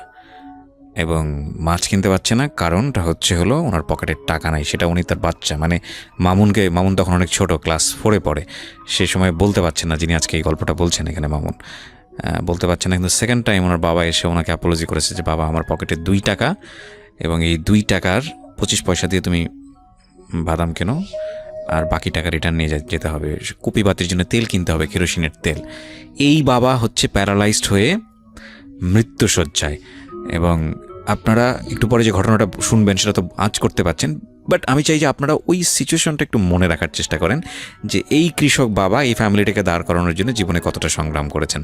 এবং এরকম প্রত্যেকটা সংগ্রামী পুরুষ আজকের এই বাংলাদেশটা গড়ে তুলেছে, কারণ আমাদের সব আদি পুরুষরাই হলো এই কৃষক, যাদের হাড় ভাঙা পরিশ্রম, হাড় ভাঙা খাটুনি, জীবন বিসর্জন, এবং এগুলোর সব কিছুর বিনিময়ে আজকে তিল করে করা আজকের এই বাংলাদেশ। জি, 37 দিনের গল্প ছিলেন আপনি। আচ্ছা, যখন আমার চাকরি আপনার 2 মাস আপ হয়ে গেছে, তখন আমার বাবাকে আমাদের এলাকায় একটা সরকারি হাসপাতালে ভর্তি করা হলো। বাসা থেকে উনি আর মানে একেবারেই অকেজো হয়ে গেল, ডাক্তারে কোনো ট্রিটমেন্ট করলে কাজ হয় না, অথচ ডাক্তার কোনো অসুখ পাচ্ছে না। আর আমি এখানে যা বেতন পাইতেছি, তখন আমি 1550 টাকা বেসিকে ভর্তি। আমি কিন্তু ওই এক্সট্রা যে খাবার ডাইট খাইতে হয় ট্রেনিং অবস্থায়, আমি এটা খাই না। আমি ঠিক 1550 টাকায় বাসায় দিয়ে দিই। আমার বাবা অসুস্থ, ছোটো বোনটা আছে, তো এর মধ্যে আমার ওই মেজো বোনটার ভালো সচ্ছল একটা ও একটু হেল্প করতে লাগলো, তখন একটু হেল্প করে, যা হোক যেটা হোক করে। তো আমি তখন ওই 1550 টাকায় কিন্তু বাসায় দিয়ে দিই, 1 টাকা আমি খরচ করি। সবাই আমি আবার প্লাটুন কমান্ডার ছিলাম, আমি 53 ব্যাচে ট্রেনিং করছি, 53 ব্যাচের আমি প্লাটুন কমান্ডার ছিলাম। তো 53 ব্যাচে। তো আমি ওই সবাই বলে যে স্টাফ আপনি খান না কেন, আপনি ক্যান্টিনে কেন খান না? না, আমি তো খাবো না, আমার তো খাবার প্রয়োজন হয় না। মানে আমি যে টাকা দিয়ে যেটা খাবো তার চেয়ে বেশি আমার খাবার চলে আসে। সবাই আমাকে খুব মূল্যায়ন করতো, রিক্রুট যত ছিল সবাই জানে আমি এখানে আগে চাকরি করছি, যার পারপাসে আমাকে খুব সম্মান করতো। আমার প্রয়োজন হতো না, আমি যেটা কিনে খাবো তার চেয়ে দ্বিগুণ আমি পাইতেছি এমনি আমাকে দিয়ে, কারণ আমাকে ছাড়া কেউ খাবে না কিছু। তো আমি তখন যখন 2 মাস 27 দিন চাকরি, আমার বাবা তখন ভর্তি হলো আমাদের ওখানে একটা সরকারি হাসপাতালে। তো এরপরে আমি ওই বাবাকে যখন আপনার ওই হাসপাতালে ভর্তি করলো, সিভিল হাসপাতালে ভর্তি করার পর আমি আবার ওই বৃহস্পতিবারের দিন দেখতে গেলাম। বললাম আমার কেমন যেন লাগতেছে, আমি আব্বাকে দেখতে যাবই। তো বৃহস্পতিবারের দিন দেখতে গেলাম, দেখতে যাওয়ার পরে দেখতেছি না মোটামুটি ভালো, কিন্তু খায় না, একেবারে পড়ে থাকে। শুক্রবারের দিন ওনাকে রিলিজ করাই দিছে, উনি বাসাতে চলে আসছে, বলতে কোনো অসুখ নেই, তো ভালো মানুষ, অযথা হাসপাতালের বেডে ওনাকে রেখে লাভ কি, বাসায় নিয়ে যান। তো বাসায় এসে উনি খানা দানা মোটামুটি খায়, নামাজ কালাম পড়তেছে। 89 দিন আমার চাকরি, ওই দিন শনিবার। তো আমার খুবই খারাপ লাগতেছে, আমি সকালে উঠে মেসে সবার আগে উঠছি, কেমন জানি সবার আগে উঠে আমার ভালো লাগতেছে না। তো মেসে গেছি, যেহেতু মেস আগের পরিচিত ছিল, মেসে আমি খানা খাওয়াইছি, আমি ওই মেসে ডিউটি করছি, কোথায় কী আছে আমাকে খানা ওনারা দিতে হয় না, আমি নিয়েই খাই। আমি যে রিক্রুট ওখানে নবীন সৈনিক, আমি এখনও কসম প্যারেড করি নাই, সো আমি ওইখানে থেকে খাবার আমি নিজ হাতে নিয়ে খাই, পরে কেউ আর আমাকে বাধা দেয় না। তো আমি ওই সকালে আমাদের পরোটা ছিল, ওদিনকে ডিম ভাজের আলুর ভাজি ছিল, আমি ওগুলো না নিয়ে বাম হাতে আমি চায়ের কাপটা ধরছি, আর ডান হাত দিয়ে পরোটা দিয়ে ওটা খাবো। কেবলে মুখে নিতে গেছি, 1 নলা মুখে দিবার আমার বাম হাত থেকে কাপটা পড়ে মাঝখান দিয়ে একেবারে অর্ধেক হয়ে গেল মেসের বারান্দায়। তখন আমি আর পরোটা একবার খাই, আমার আর ভালো লাগতেছে না। এর মধ্যে আরপি গেট থেকে দৌড়ে একটা আরপি চলে গেছে, আরপিওর নাম হলো ল্যান্স কর্পোরাল কামরুজ্জামান।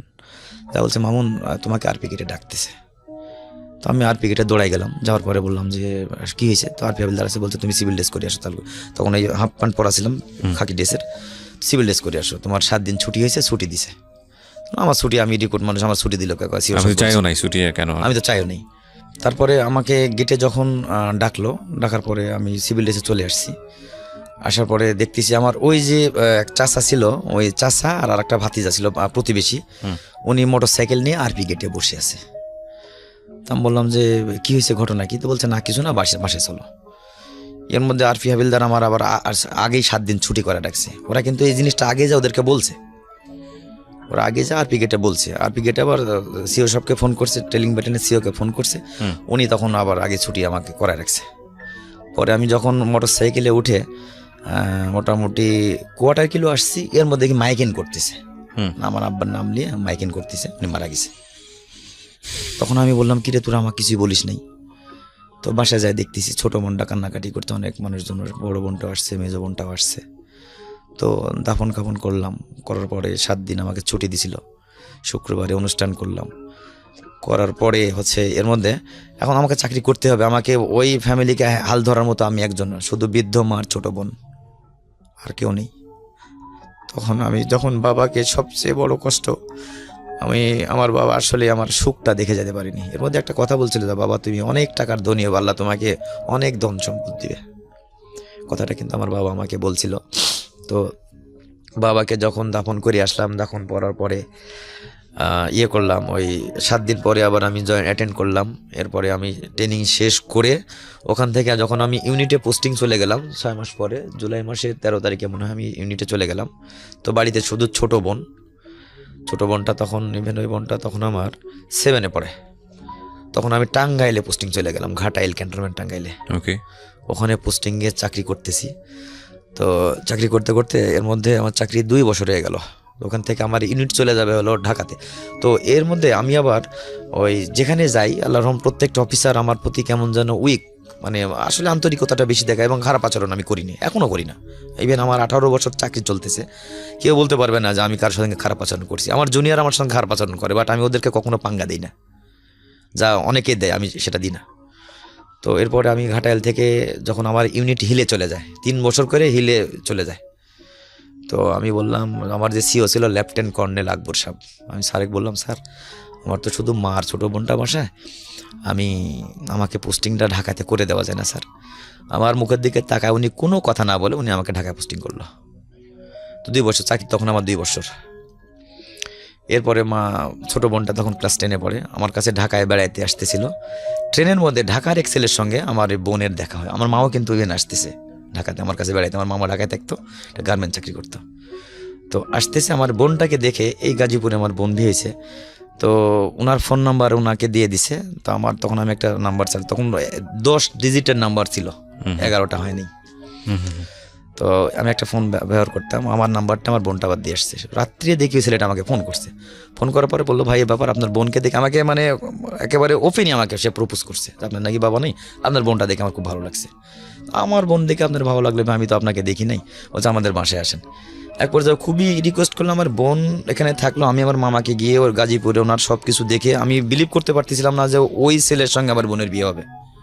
অনেক স্মার্ট, অনেক সুন্দর, সে স্টিল নাম এখন এই যে 14 বছর সে ইটালিতে থাকে। আপনার বোন জামাই? আমার ছোট বোন জামাই। বোন চলে গেছে ইটালিতে? না, বোন এখন বাংলাদেশে, এখানে 5 তলা বাড়ি করলো, এরপরে হচ্ছে আরেকটা বাড়ি 2 তলা করলো এই ঢাকাতে। অনেক জায়গা। হ্যাঁ, ক্যান ইউ ইমাজিন, মানে গল্পটা কোথায় চলে আসছে। আমি বলছিলাম না যে the best thing they have is honesty, এবং এই অনেস্টির কারণে কিছু কিছু মানুষ তাদেরকে পিক করেছে, আল্লাহ সে ব্যবস্থাটা করে দিয়েছে। এবং দেখেন উনি ব্রিগেডিয়ার তসলিম সাহেবের হাতে পড়লেন, ওই জায়গাটা থেকে একটা বড় স্টেপ চলে গেল ফ্যামিলি সামনের দিকে, যারা একবেলা ঠিকমতো খেতে পারতো না। এবং বলল বছরে নাকি 2 বার মাছ হতো, আর মাংস হচ্ছে কোরবানির ঈদে, যখন মানুষ কোরবানি দেবে সেই এক টুকরো মাংস যদি পাঠায় সেটা তার ফ্যামিলিতে পাঠাবে। সেই মানুষটার চেঞ্জ চলে আসলো হলো এই আর্মিতে জয়েন করার পরে। এবং তারপরের ঘটনাগুলোও যে দৈবক্রমে ঘটছে, আমাদের সৃষ্টিকর্তা সবসময় আমাদের ভালো চান, তিনি যে গুড হ্যান্ডে তাদেরকে ফেলছে। ওই পরিবারের একটা মেয়ে, তাদের 10 থেকে 12 বা 15 বছর পরের অবস্থা হচ্ছে সে ঢাকা শহরে 2 বাড়ির মালিক। এটা আসলে রূপকথার গল্প নয়, এটা জীবন গল্প। এবং এত হ্যাপি এন্ডিং আমি আসলে চিন্তা করিনি। আমরা ধীরে ধীরে এন্ডিংয়ের দিকে এগিয়ে যাচ্ছি। This is one of the best story in life time radio career আমি বলবো যে it's awesome, really awesome, it's very pleasant একটা স্টোরি। বলুন তারপর। আচ্ছা, এরপরে আমি হচ্ছে ওই মিশনে নাম আসলো আমার, আমি আফ্রিকায় চলে গেলাম। কত সালে? 2011 সালে। মিশনে দুইটা পার্সপেক্টিভ থাকে, একটা হচ্ছে বাংলাদেশ আর্মি মিশনে খুব ভালো করছে আমরা জানি, বাংলাদেশ আর্মি হ্যাঁ, এবং ইউনাইটেড নেশন থেকে আমাদেরকে সেই রিকগনিশনটাও দেওয়া হয়। Bangladesh army is very leading এই সব জায়গাগুলোতে। একটা আরেকটা যেটা হচ্ছে যে ব্যক্তিকেন্দ্রিক লাভের জায়গা থেকে যদি বলি, মিশনে আর্মিদের যাওয়ারও একটা স্বপ্ন থাকে, কারণ ওইখানে অর্থেরও একটা ব্যাপার স্যাপার থাকে। জি, তো আপনার জায়গাটা থেকে নিশ্চয়ই এটা একটা বিশাল সুযোগ। তারপর তো আমি মিশনে গেলাম, মিশন থেকে 18 মাস পরে চলে আসছি। আর এদিকে বাংলাদেশের যে বেতন পাইতো, এটা কোন দেশে ছিলেন? আফ্রিকাতে ছিলাম। 3 ডবল বেতন ওখানে? হ্যাঁ, ওখানে আমি ওখান থেকে প্রায় 16 লাখ টাকার মতো পেয়েছিলাম। আচ্ছা। তো যখন বাংলাদেশ থেকে চলে গেলাম, তখন ওই বাংলাদেশের যে বেতনটা, ওটা আমার মাকে প্রতি মাসে দিয়ে দিত। আচ্ছা। আর আমার শুধু তো বাসাতে একা মা, ছোট বোন তো বিয়ে হয়ে গেল। জি।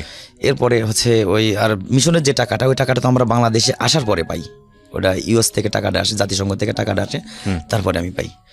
এরপরে যখন চলে আসছি, আসার পরে 2 মাস আমাদের ফিলিপ ছুটি দেয়। আমি 2013 সালে চলে আসছি। আসার পরে সকালে ঘুম আসছি দেশগ্রাম, 2 মাসে ছুটে গেছি। এর মধ্যে কিন্তু যারা আমাদেরকে দেখতে পারতো না, বা এক মুঠো ভাতের জন্য যারা দরজা বন্ধ করে রাখতো, বা যারা হচ্ছে ওই মানে আমার মা যাওয়া দেখলে মনে করতো যে কিছু চাইতে আসছে, তারা কিন্তু মানে এমন একটা আমাদের সঙ্গে আন্তরিকতা, তখন অলরেডি মানে আমার বাড়িঘর কাঁচা ছিল, কিন্তু অনেক একটা পোষপাস ছিল, বাসায় টিভি কিনছি, বিদ্যুৎ নিছি, ফ্যান চলতেছে, মানে যেটা প্রয়োজন আর কি গ্রাম দেশে এক কথা, সেটা চলতেছে। এরপরে হচ্ছে আমি যখন মিশন থেকে আসলাম, আসার পরে 20-22 দিন পরে 1 ড্রাফের টাকা মাত্র আমি পেয়েছি। 7.5 লাখ টাকা যখন পেলাম, তো আমাদের গ্রামে একটা ছেলে ছিল, তো উনি এসে সকালে আমাকে বলতেছে, মামুন ঘুম থেকে উঠছো? মানে আমাকে বাজারে দেখছে, বললাম যে আমি তো উঠি না। তখন মা বলছে, বাবা তো ফজরের নামাজ পড়ে ঘুম আসছে, তো কেছে কি জন্য? বলছে, আমি তো একটু মাদ্রাজে যাবো, আমার এই জায়গাটা বিক্রি করবো। কতটুকু যাবো? 99 শতক। আমাদের ওখানে আবার 33 শতকে 1 বিঘা। 99 শতক মানে 3 বিঘা? 3 বিঘা। আচ্ছা। তো আমাকে বললো কত দাম নেবে? বলছে 15 লাখ টাকা। তো আমি বললাম, আমার তো এত টাকা নেই ভাই, আমি এত টাকার মানুষও না, তো যদি পারেন সবগুলো আমাকে 1,14,000, আমি হিসাব করছি ওখানে আমি 15.5 লাখ টাকার মতো পাবো। আপনাকে এখন আমি এদিকে 7.5 লাখ টাকা পেয়েছি, আমি পাইলে আমি আপনাকে দিব, কিন্তু 14 লাখ টাকা দাম নিতে। উনি অনেক কেটিয়ে করে বলছে, না তুমি 14.5 লাখ টাকা দিও। তো আমি ওই দিনকে বললাম, তো ঠিক আছে। আমি আমাদের যে নেতাবর্গ ছিল, অর্থাৎ গ্রামে যে সালিশ দরবার করে, ওনাকে ডেকে ওই ব্যাংকে থেকে টাকা উঠে নিয়ে এসে ওনাকে আমি 7 লাখ টাকা দিয়ে ফেললাম। আপনি এর আগে কতটুকু জমির মালিক ছিলেন, বা আপনার বাবা কতটুকু জমির মালিক ছিলেন? 17 শতক। এটা আপনার ভিটে বাড়ি? শুধু ভিটে বাড়ি। এই 17 শতক জমি? 17 শতক। আচ্ছা।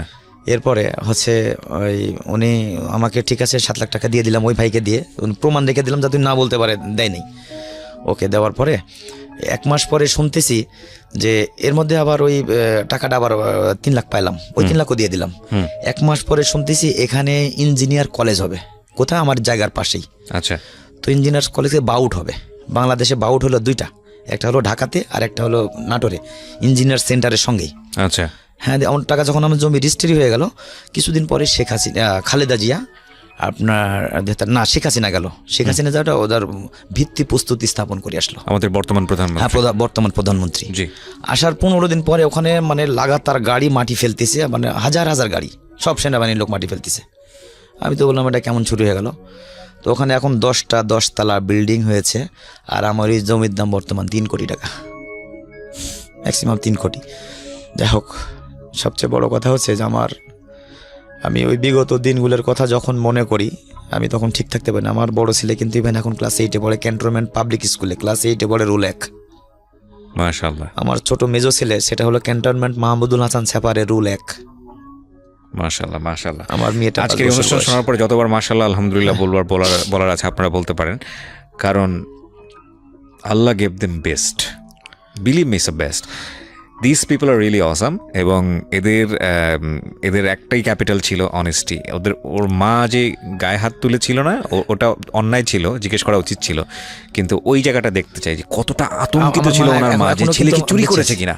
হ্যাঁ, আমার মা বেঁচে আছে। আমি ওই দিনটার কথা মনে করে আমি কিন্তু আফসোস করি না, কারণ আমি আবার কিন্তু মা ভক্ত, আমি মায়ের ভক্ত। পরে আমি এখনো বলি যে মা, এটা আমার জন্য শিক্ষণীয় ছিল, কারণ আমি কেন আগে কিছু বললাম না। তো এরপরে মা কিন্তু অনেক কান্নাকাটি করছে, অনেক। আমি যতটুকু কান্নাকাটি করছি, আমার মা শোনার পরে তার চেয়ে বেশি কান্না করছে। মানে আমাকে বুঝাইতে পারেন, জড়ায় ধর অনেকক্ষণ, ঘন্টার পর ঘন্টা কান্না করছে। বাবা, আমি বুঝতে পারিনি, তুই কথা আগে কেন বলিসনি? তুই সবাই মানে আমি শুধু একা না, সবাই মানে 5 জনে মিলে কান্না করছি। আমার 3 বোন, আমি এবং মা, মানে কে কাকে থামায় এমন একটা পরিবেশ পরিস্থিতি ছিল আমাদের, যেখানে আমি মানে একটু যদি মাছের ঝোল পেতাম, মনে হচ্ছিল যে মাছের ঝোল পাইলে মনে হয় অনেকগুলো খানা খাবো, অনেক ভাত খাবো। আসলে তখনও ভাতও ছিল না, তো ভাতটা পেট ভরে পাবো কোথায়? আপনার ছেলেকে আপনি গল্পগুলো বলেন? আমি আমার ছেলেকে এখন যদি বলি, কয় এটা তোমার বানানো কথা, আর মাঝে মধ্যে টাকা পয়সা তো অনেক দামি ফোন টোন ইউজ করে, আমি কিন্তু আজকে আপনার ছেলে কোনোদিন এটা বুঝতে পারবে না যতক্ষণ পর্যন্ত সে বাবা না হবে। আমি ওদিনকে বলছি, বাবা আমি কিন্তু মানুষের প্যান্ট সে নিয়ে আমি কিন্তু এসএসসি পরীক্ষা দিয়ে আসছি বা ওই হাই স্কুলে ভর্তি হয়ে আসছি। কয় তোমার এটা হলো ডিজিটাল যুগ, মেজো ছেলে যেটা সেটা বলে এটা ডিজিটাল। কয় তুমি ফোন দেখছো কোনো দিন? না। কয় আমার হাতে ফোনের দাম 18,000।